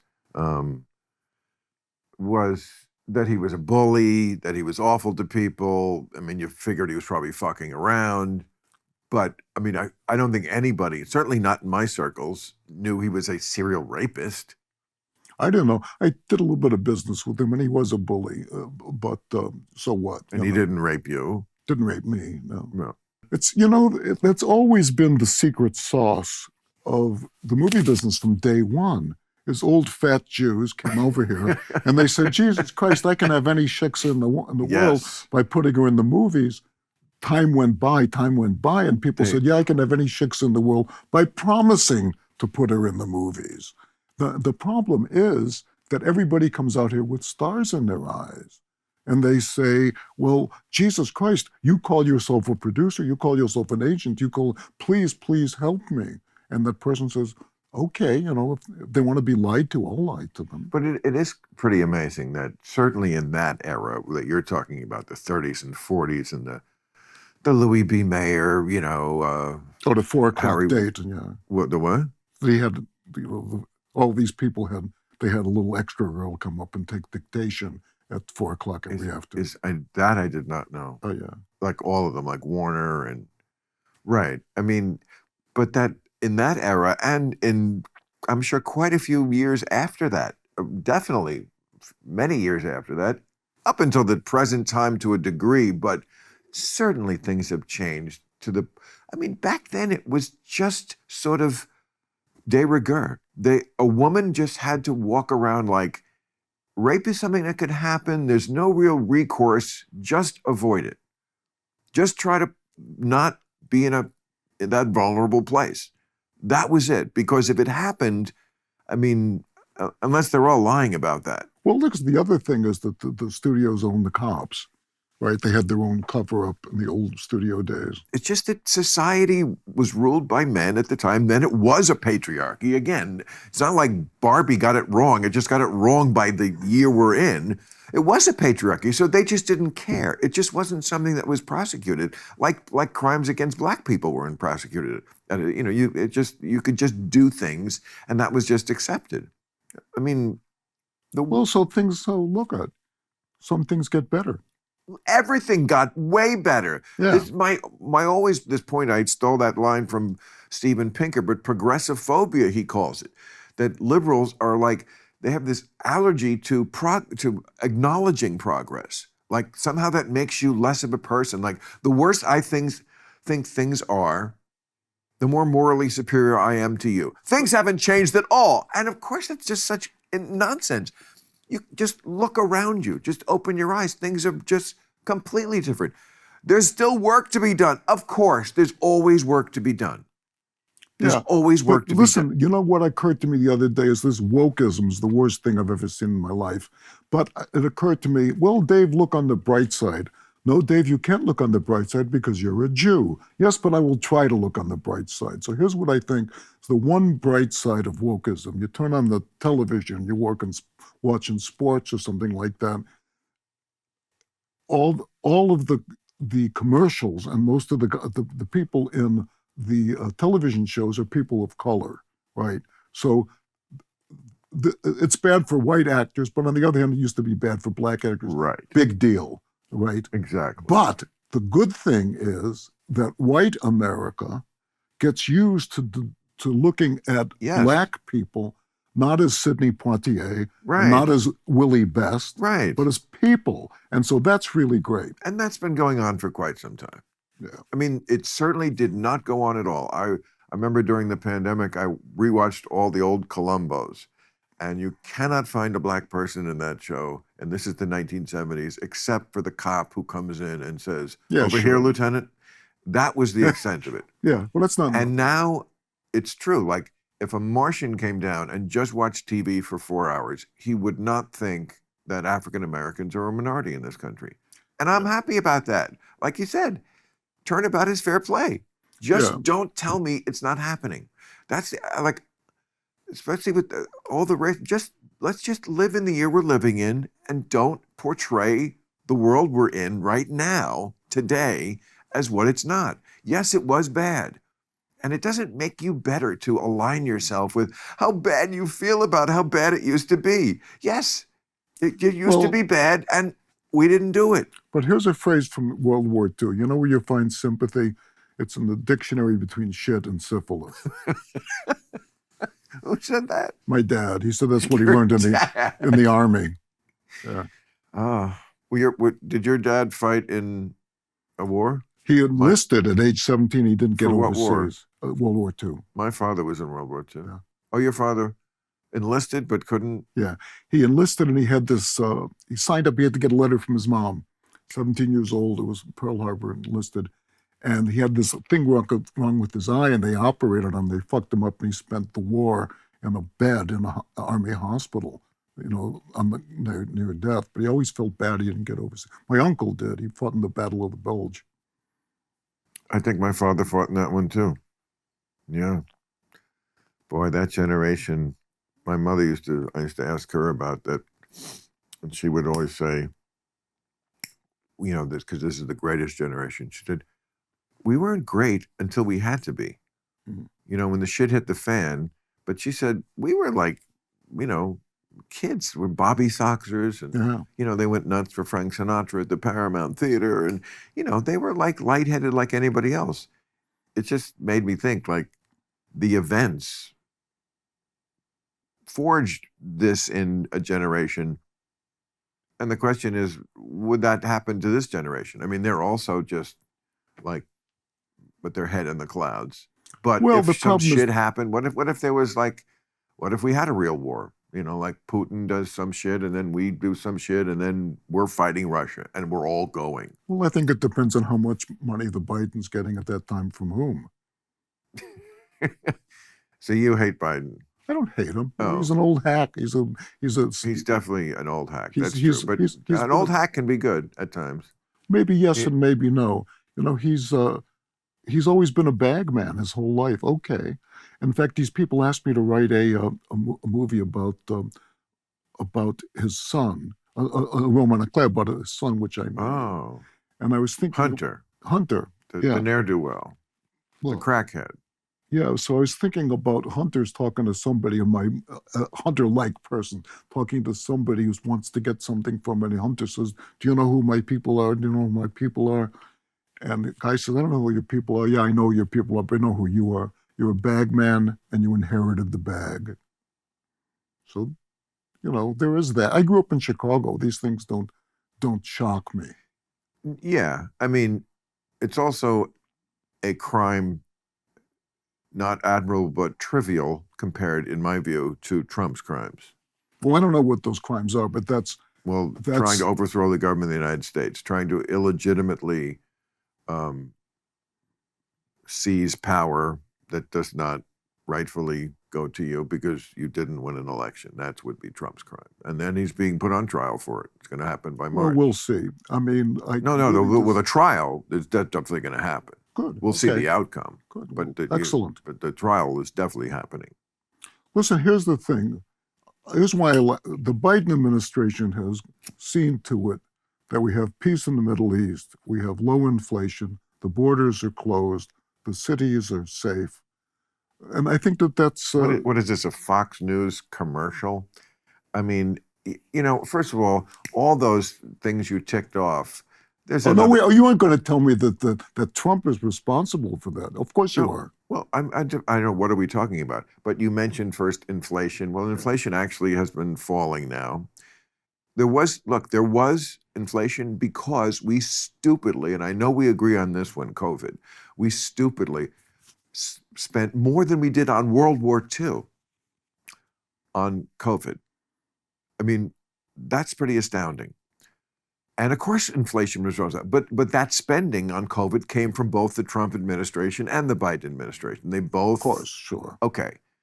So that's why we had inflation. Actually, the truth of the matter is, America came out of the pandemic with a better economy than all the other big boy countries. Somehow, stock market just hit a high. Unemployment is microscopic. Wages went up. They were completely wiped out by inflation, that's true. But somehow it was in the paper last week, soft landing is what they're saying. There's not going to be a recession. That's not you're piloting something. You're fucking Sullenberger trying to land this on the Hudson. A little credit? No? To whom? To Biden. He's a crook. But what about the economy, which affects more? Wait a second, let me ask you a question, because we say there's no inflation. When was the last time? I didn't say no inflation. Look, when was the last time you filled up your car and looked at it? It's To electric. you or me, that doesn't make any difference. Electric doesn't make a difference. I don't have to go fill it up. No, I'm saying that the price, but on my corner, gas is $7.50 a gallon, right? The price of gas affects everybody. Yes, but you know who does not affect the price of gas that much? Presidents. Presidents don't really affect the price of gas. Everybody plays that political game, both parties. You'd think the president was out there with the long poles changing the number of the price of the gas. It's about supply and demand, like anything. And that is very often, is there a war in the Middle East? Yes, well, then maybe Saudi Arabia is going to pull back, and then or refineries have trouble in the United States. But you're missing the point. The point is that the first thing that Biden did when he came in was stop drilling for oil. We were a net exporter, now we're a net importer. That's what drove the price of gas up. Well, we don't need to be a net importer. We import we make way more than we use because we're like number one in that now. But for some reason, there's a certain type of oil we'd rather import than use ourselves. It's complicated. But yes, we do export oil. And yes, I agree with you in principle that it doesn't matter where the oil comes from if you're burning it. So why not us get the profit until we actually figure out how to get off oil? Other countries have had this problem. Germany did it. They said, look, we're going to get off the oil and we're going to go blah, blah, blah, solar, this much, nuclear, this much, this. And they fell short. And what did they have to do? They had to go back to coal to fill up the gap because people are not going to sit in their freezing homes until you figure it out down to the last detail. So they had to go back to the worst thing. So I agree. It's silly if you're going to use the oil, not to use good old American oil. It's not silly, it's stupid. Because the people who are concerned about the environment, they say, well, no, we aren't going to use our oils, we're going to use their oil. P.S., if they're concerned about the environment, something I've never been able to understand, like the Iran deal, whatever that was, is why America is opposed to nuclear, which would solve all of our energy problems. I agree. Well, I can tell you why people are opposed, because when it goes wrong, it goes very wrong. It's like marriage. when it goes wrong and it goes like super bad wrong, it's like the nightmare of all time. Yeah, but France has been using it for 70 years. Yes, they have. But we've also had Fukushima, we've had Chernobyl, and we've had 3 Mile Island. So like basically every 20 years, we had a disaster. And like, would I want to swim anymore in the Pacific Ocean? I'm not sure, because Japan released some of that into the ocean, and I think it gets everywhere. Japan did that? Yeah. Those swine. Is this why we bombed Pearl Harbor? No, so that Japan would have to Swine are the Germans. Oh, that's right. Did you know, speaking of Japan, there was a guy who had a very, very high-level sushi restaurant at Santa Monica Airport. Really great stuff. And he got busted for selling whale. This is true. Whale? Yeah. Oh. He was selling whale. So he fucking killed a whale? Well, I don't know if he killed it, but he served it. But like, how do you, like, how many people would you have to cut up the whale? Yeah, a lot of people. Oh, really? But and a lot of freezers. I know, but a whale's big. A whale is very, very big, but he wouldn't have been discovered. But there was a guy who broke his tooth on a harpoon. Were you setting me up for that from the beginning of that? Well, maybe yes, maybe no. But it's true about the whale. It's absolutely true. Funny. They sold him now because he was fucking selling whale. And he also used to sell these little crawfishes. You'd go there, and the crawfish, they'd cut their heads off and serve them. And the crawfishes were still moving around. When you ate them, it was great. I will not eat anything that's fighting me for my fork. So I have a place in Catalina. Yeah. Because my friend and I think that there's going to be another earthquake and it'll be a disaster. Yeah. So we got a boat and we got a little place in Catalina. It's a bug out. Yeah. And when we go to Catalina, I don't go that much because I hate boats, but you see the whales crossing. I know. And it's like, I used to go to Catalina for lunch. I'd see the whale. Really? Yeah. With a girl? No, I'd go from Santa Monica Airport, and I used to go there for lunch. And they got an airport. At the airport, there's a restaurant that used to be open, still maybe 365 days a year. So we would go there on Christmas and New Year's and have a buffalo burger. Pardon me. Do you celebrate Christmas?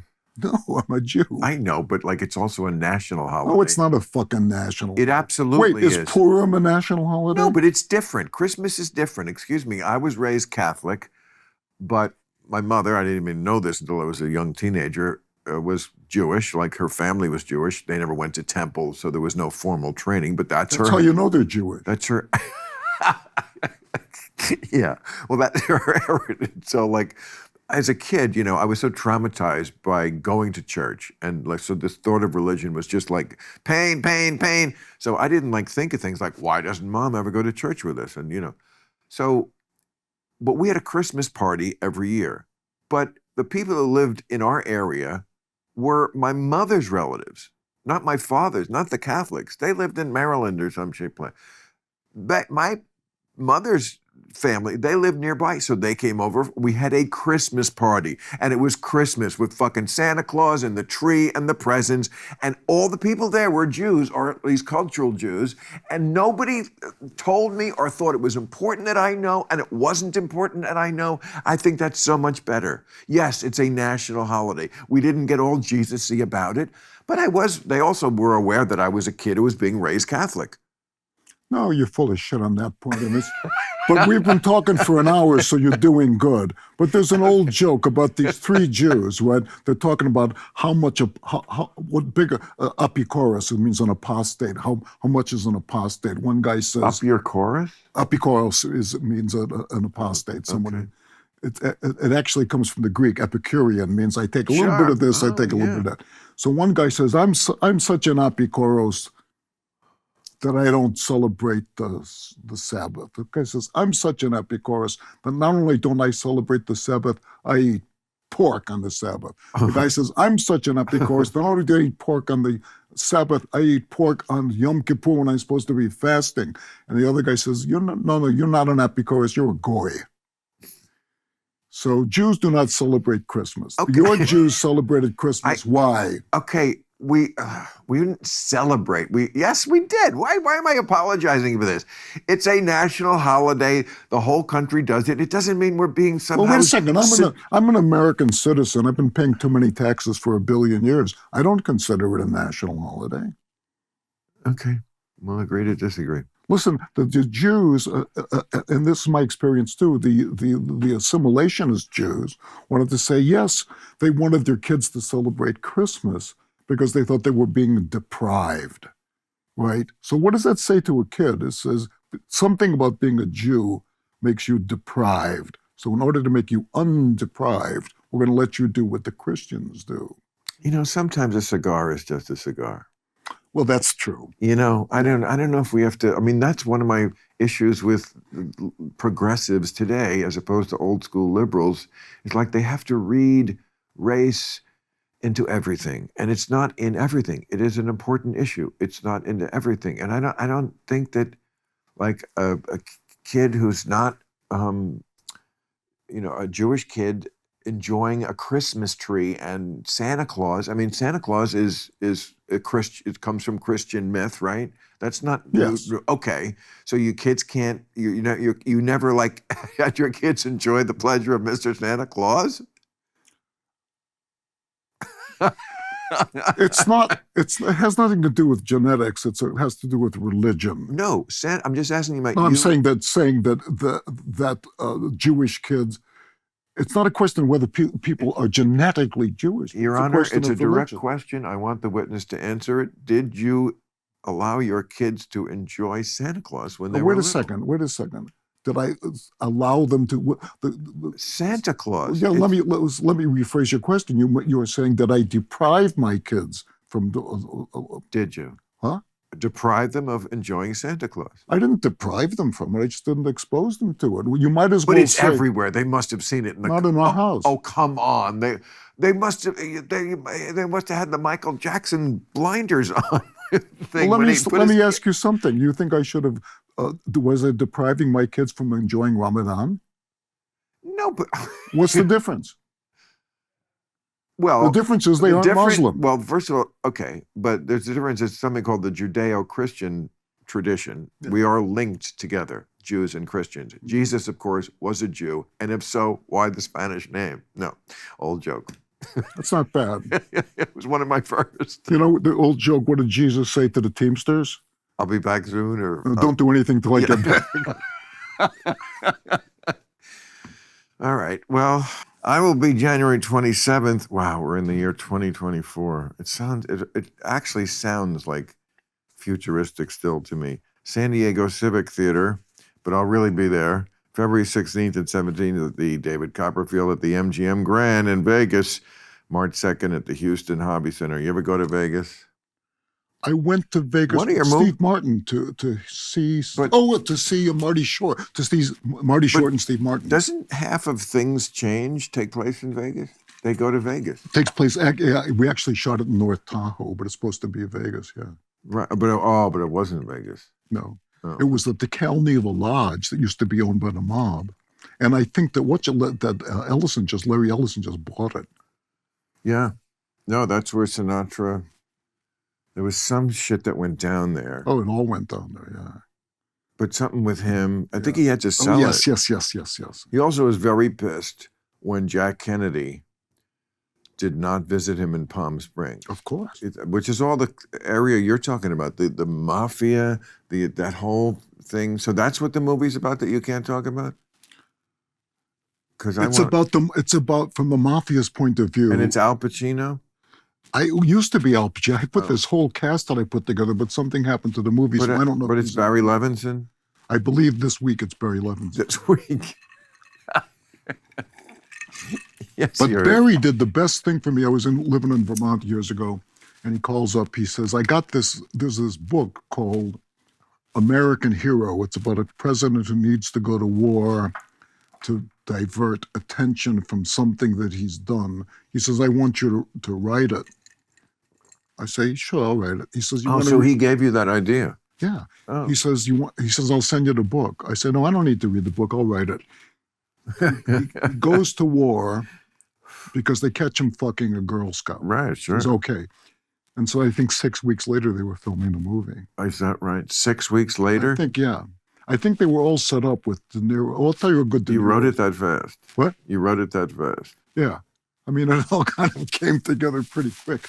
So here's a De Niro story. I don't think it's in my book, that I did a lot of movies with Bobby that The Untouchable. did The Untouchables, We're No Angels, Wag the Dog. Right. Oh, yeah. There's two others that I did with him. In any case, I wrote this movie, The Edge, that it was eventually Anthony Hopkins and Alec. And before The Alec, bear? it was about the big bear, yeah. Wow. So before the thing, I did a reading of the movie. Bob De Niro wanted to do a reading. Okay, wants to do a reading, sure. The thing you find out over the time is anytime a movie star wants to do a reading, they're never going to do the movie, right? Because it gives them an excuse not to do the movie. They're fucking around. Really? Yeah. I don't know why, but that's what it is. Because they all mumble, because they don't know, they're reading it for the first time. But couldn't it be just that they legitimately went into the reading wanting to know what it sounded like, and then they heard it and just thought, no, this is not for me? If I wrote it, no. So anyway, we do the reading. Touche. And Bob comes up to me afterward. He's very gracious, always very gracious. He says, Dave, it's good. It's really good. It's really good. But I don't think it's me. I said, oh, okay, thanks for doing the reading. I appreciate it. No, he says, no. He says, I want you to understand. I like it so much, but I gotta love it before I can put my hands on it. I only have so many in it. And if it's not me and I don't love it, I just can't do it. Are you angry with me? I said, of course not. He says, you're really not angry with me? I said, no, Bob, I'm not angry with you. He says, good, would you do me a favor? I got this crock of shit I'm supposed to start shooting on Wednesday. I was going to say, of all the people to say, oh, I only picked from the finest, I only fleeced the greatest sheep. No, this guy just likes to work. No, he's, of course, a brilliant actor. I love Robert De Niro, like we all do, as any loyal American would. But he definitely wants to work, it seems like 52 weeks a year. And he's done a lot of movies that are just like, he's always good, but it's so-so. And as far as like being super picky like that, let me tell you, Casino, love the movie, love Scorsese, although Raging Bull, did we talk about this? Yeah, we did. Yeah. Okay, not my favorite, but Casino, he's playing a Jew. And as great as an actor as he is, sometimes it's just in you, and he is not a Jew. Well, nobody can play a Jew except Roderick Crawford. Roderick Crawford. I know the name. I barely Highway remember. Patrol, he's this big fat Irish guy, but he does the best Jew in the world in a movie, a Frank Sinatra movie called Not as a Stranger, where he plays a Jewish doctor. You should check that out. Not as a Stranger. Yeah, you know all these. I love him. That's what, and the other thing. I wouldn't even know where to begin, though. I guess YouTube. Yeah. YouTube. See, when you as a gag man, you and me both gag man, you do the same thing I do. If you're looking at a comic and say, why didn't that joke work? It almost worked. What's wrong with it, right? Of course you do. Yeah, I mean. So that's what I do with movies. I say, Jesus, I'm looking at that movie. It didn't quite work. How would I fix it? And what is usually the problem besides the first 10 minutes? The problem is that movies work. Here's how movies work. When the lights go down, we have their attention. The problem with movies is to keep their attention until the end. You wouldn't get rid of the first 10 minutes of Saving Private Ryan, would you? No, that's the best part of the movie. That the beach landing is amazing. It's magnificent. It's the best part of the movie. I love it all.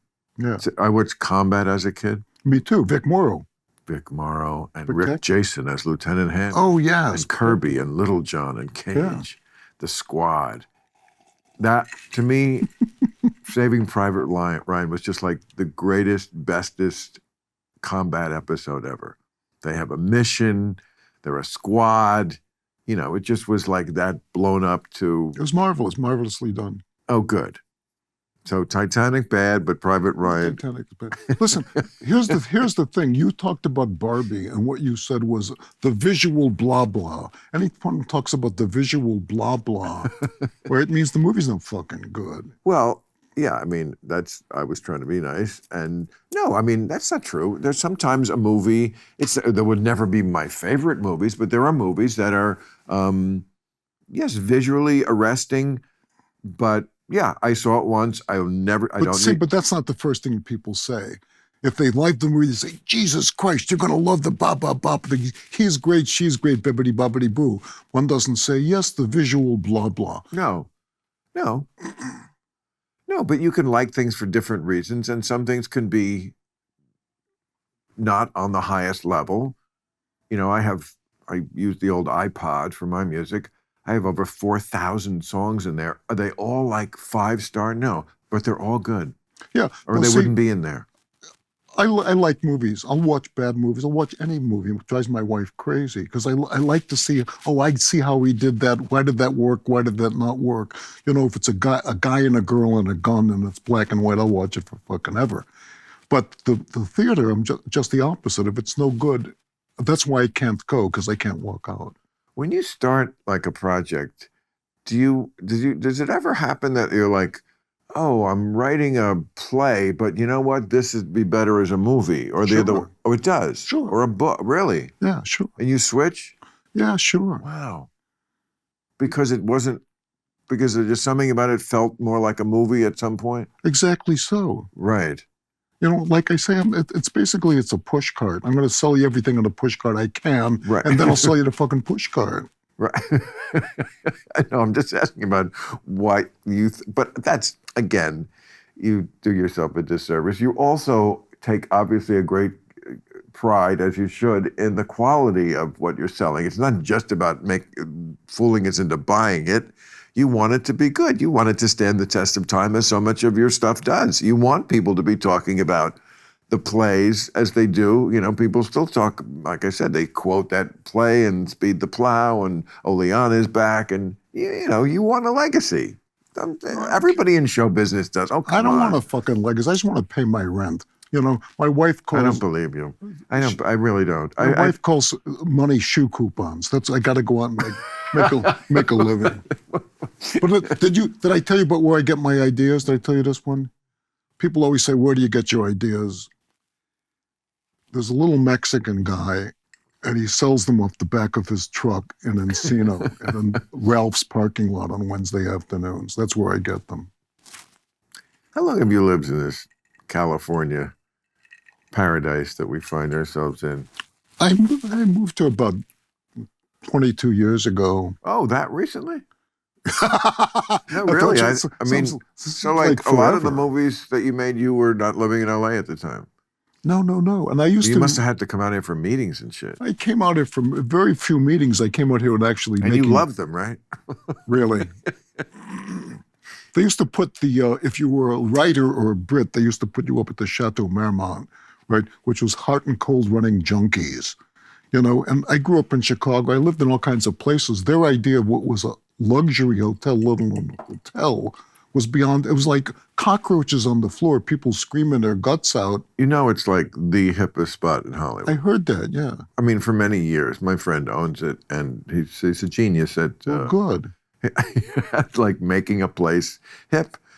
He owns the one in London, the Chiltern Firehouse. Same thing. It's like the hottest spot. Well, good for. So I know it does look. I never wanted to stay there because I don't like a hotel that's sort of like old and you know, I want to block out the sunlight in the morning, and I want the tub to look clean, and it doesn't look like fucking, you know, Barbara Stanwyck died in there. Well, that's exactly what it looked like. I know, but I'm telling you, if you were to go to the lobby of the restaurant of the Chateau Marmont tonight or any night, you would see, like, I bet your, you know, actress star daughter knows this very well and has been there. It's the kind of place where people like that, the young, exciting actors and actresses and the directors and all the beautiful people. I'm telling you, the Chateau Marmont. Good for them. But listen, I'm just telling when I first started out in show, and was a very successful writer on Broadway. And I came out to write a movie for Bob Rafelson and Jack Nicholson, Jessica Lange. And they put me up. Postman. Postman. They put me up at the Chateau, which was. That was your first? Yeah. So it was I think I said it was. And you'd never been to L.A.? I don't think so. I don't think I'd been here. So it was a complete demotion for me to be a star screenwriter. Well, you did it. So yeah, obviously a part of you didn't think that way, right. especially a movie lover like you. Yeah, you're right. So anyway, they put me up at the Chateau, and Bob Rafelson, the director, lived across the street. So we used to go to his house. And it was the first New Year's Day that I've ever been in show business. He had a party, which was Jack Nicholson, Scatman Crothers, Hunter Thompson. The Shining. And me, yeah. Right. So that was Hunter Thompson. Yeah, my introduction to the show business. What was he like? He was very, very quiet. Really? Yeah. You know, he was a madman in his life. I don't know. In fact, somebody asked me to write an introduction to Fear and Loathing in Las Vegas, so I did. And that's a very good book. I used to read him in Rolling Stone, you know. Yeah. I love reading that. They don't do that much anymore, but that kind of, I think they call it gonzo journalism. Yeah, sure. You know, it was kind of new at the time. And P.J. O'Rourke, you know, P.J. O'Rourke, now that was my favorite, of that magazine era. The other thing, and I've been working on this novel for a while, I hope to. And a novel. Jesus. I do it for living.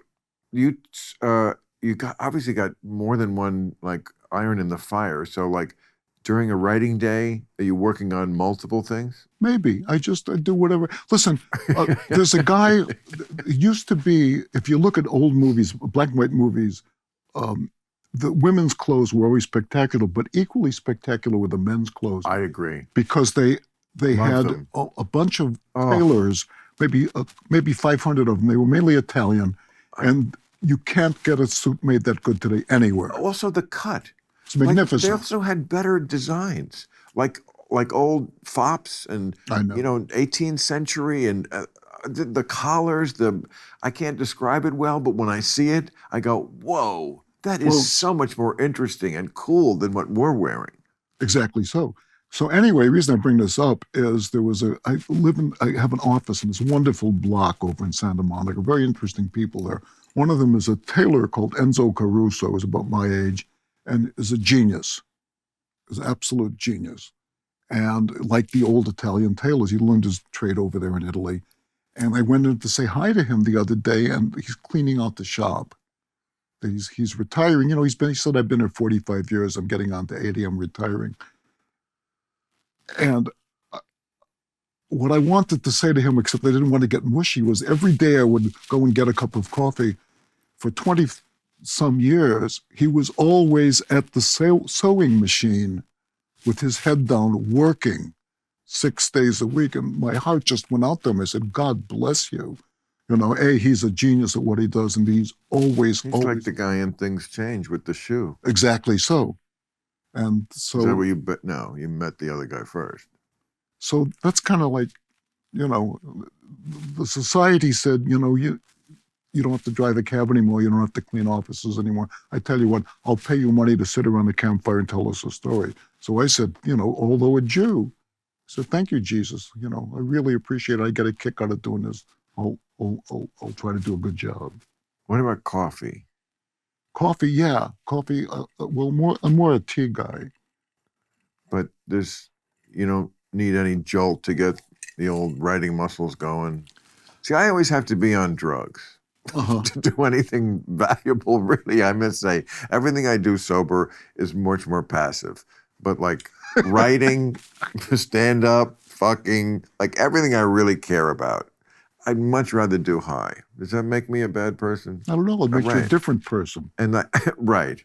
And I feel like that coffee, the first couple hours of the day, is you learn not to chase the high, because that's what drug addicts do. They chase a high.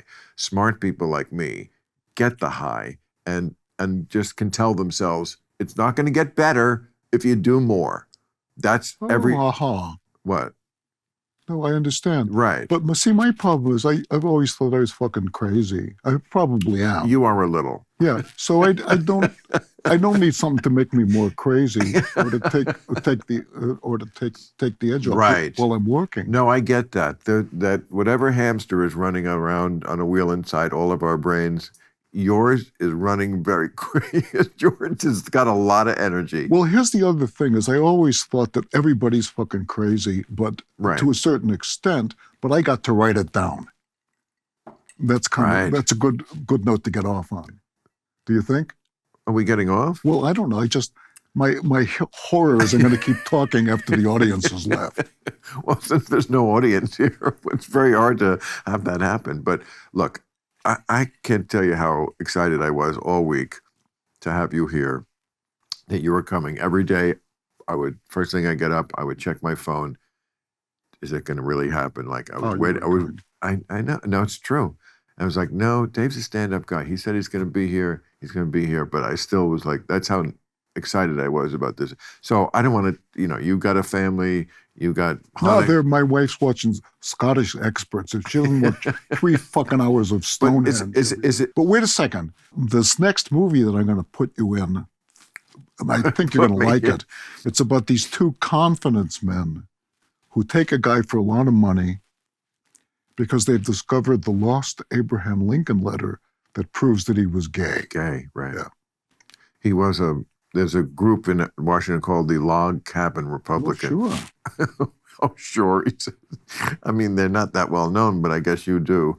No, but those are just gay Republicans. This is something different. This is proving that Abraham Lincoln was gay. No, I understand. I'm just saying not a lot of people know about the Log Cabin Republicans, but a lot of people played with Barbie and like to put shoes on their feet. I really do. But I really like doing that.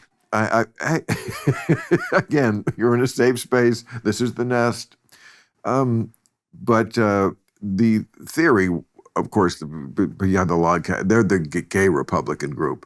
But they also, I think, believe, or it comes from that idea, that Abraham Lincoln, yes, was gay. Now, I accept your word on the 2 people you told me who I didn't think were Jewish, but okay, I guess they're Jewish. Who was it? Babe Ruth and Amelia Earhart? Yeah. Okay. But Lincoln gay, it kind of rests on the idea that he shared a room or a bunk or a bed or, I don't know, an asshole, something with some other dude. But it was this was the 1850s or 40s or something. There was, there was no Airbnb. Things like that happen. You just made do. Doesn't mean, I don't know. To say he's gay is like, No, you're missing it. Look at we talked about Eleanor Roosevelt, right? There's a black and white movie that exists of her having sex on the steps of the Lincoln Monument with Marie Curie, who discovered radium. Oh. That's a fact. Wait, you're saying there's video? No, it's a black and white film, 8 millimeter film. Okay, of Eleanor Roosevelt? Yeah. Wait, somebody shot this? Yeah. Come on. Yeah, Marie Curie had just... I know who Madame Curie is. She won the Nobel Prize, and right? she died of it. She did. She shows up, the 2 of them, they have a couple of drinks, one thing let's do. What are you fucking with me? Oh, Jesus. I'm like hanging on every word like an idiot. Well, I mean, she was, a well-known. Exactly. So I wrote this other movie that I mentioned in the book, but I got fired off of these cops, right? It was a cop movie. Great script. I got fired off of that. And one cop is talking to a young kid. He says, listen, you come into the force, you're going to be cold, you're going to be hungry, you're going to be frightened, but you're going to get more pussy than Eleanor Roosevelt. Yeah. But back to my original question. Yeah. Do we think that Franklin Roosevelt knew, and it was just something they went into at the beginning? Well, of course, Franklin, we are cousins and I'm a lesbian, but it's what right to do for the family, and it has been suggested for us that we be betrothed, and if so we shall, and I will be a good wife to you and talk to the coal miners when you are in your chair. can't get up. You know, That's a very good rendition of Eleanor Rose. it's spot on. Yeah. And I can also do the walk. Yeah. Anyway, or do we think that, all right, Eleanor, I've been trying to get in your pants for quite some time. We'll get married. And then it was revealed after the wedding. I don't know. These old Yankees, these swamp Yankees, blah, blah, blah. They lived to have sex with their children in the boathouse. Well, what? Their children? Please. Yeah. Well, no. I mean, there's certainly there is some amount of, yes. I mean, that's another thing, like we were talking about before, what women had to put up with in eras past of just like, just don't be in a position where you get raped because it's not really illegal. So too with children.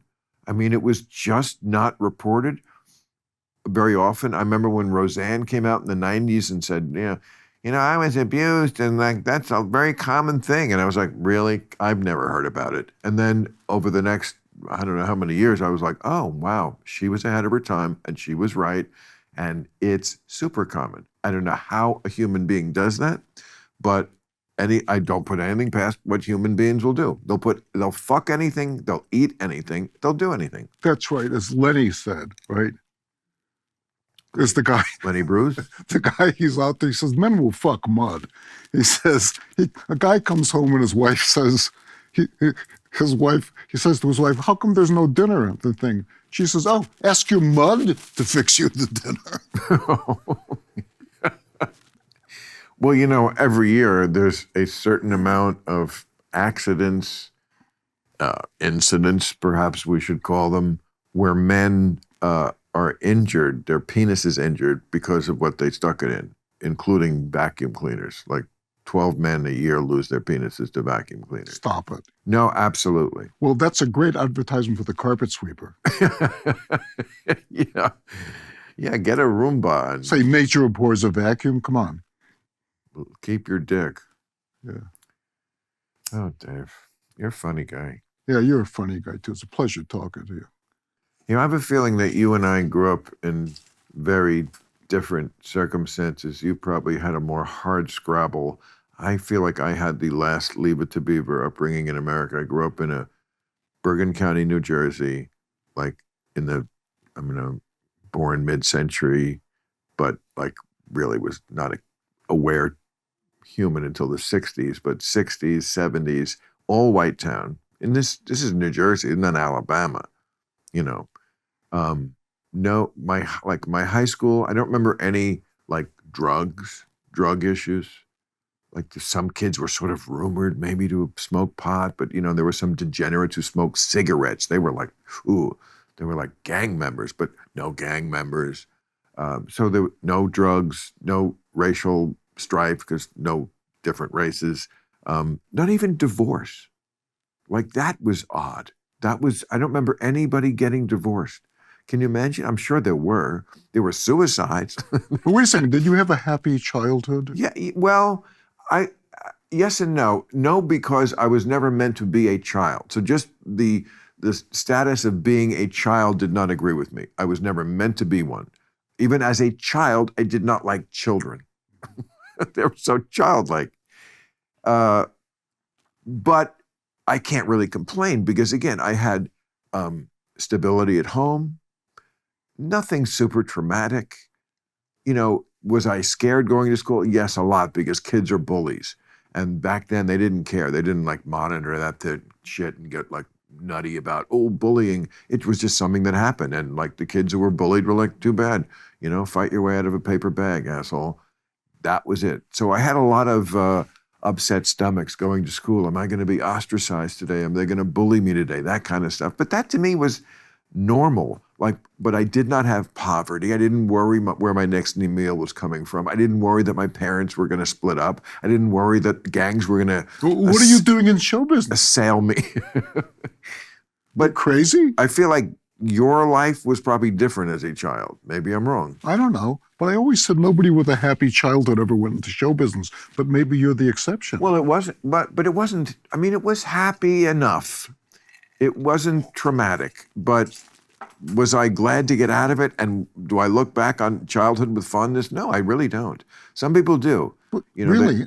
I don't look back on. Because I think it's always, I think it's a traumatic time for everybody. No, some people think it's the best time because they're innocents.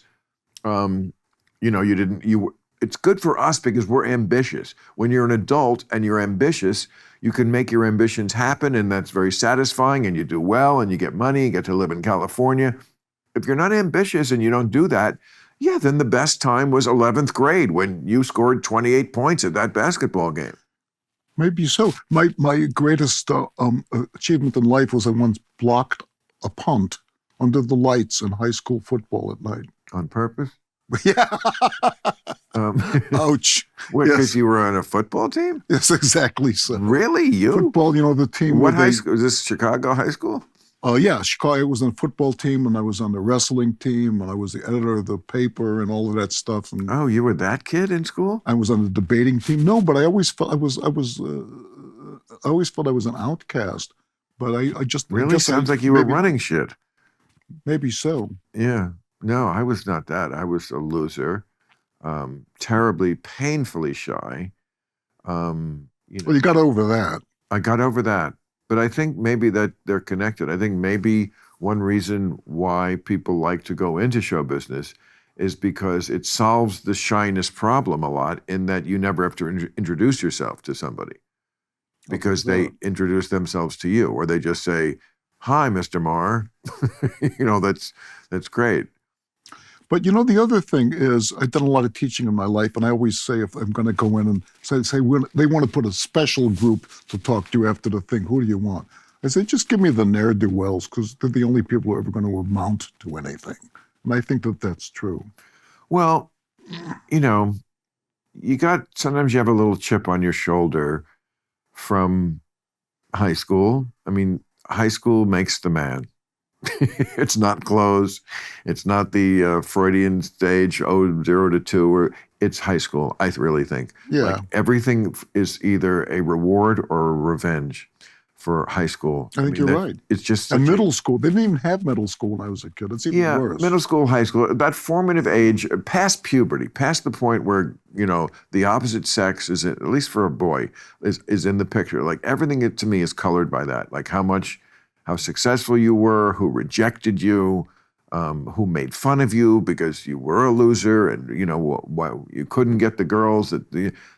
Now maybe that's just me. Maybe that's a Freudian thing. Everything, the dick, but I feel like so much of it comes back to that, and I'm still not through with my revenge. Well, you're doing very well, and I'd like to say that on behalf of all of your many fans, we're very proud of you for overcoming your happy childhood. Yeah. No, I mean, I can't believe this is happening, but my 50th high school reunion will be next year in 2024. I mean, that's hard to believe. I'm out of high school 50 years. And there still has been nothing in my life as traumatic as when my high school girlfriend dumped me in junior year. That bitch. That exactly my point. Could you please write this and make her look really bad? And I'll do it. I promise. I'll do this thing. I'll do that thing. I'll do your thing. Oh, yeah, please you don't think I can do your thing? Yeah, I got to go home and unplug my wife from looking at fucking Stonehenge. All right. I can't thank you enough. Oh, you're so welcome. What a pleasure. I hope we do it again. You know what they say in your high school yearbook? You always meet the good people at the end. Not that we're at the end, but we're not at the beginning. Well, what about the other thing is always the most likely to succeed ended up as in the gutter. Yeah, I don't wish that upon them, but it doesn't make me cry crocodile tears either. I mean, the point is, in the opinion of whom? Yeah, no, it's like when a very good-looking person is also talented. Do I hate them for it? Slightly.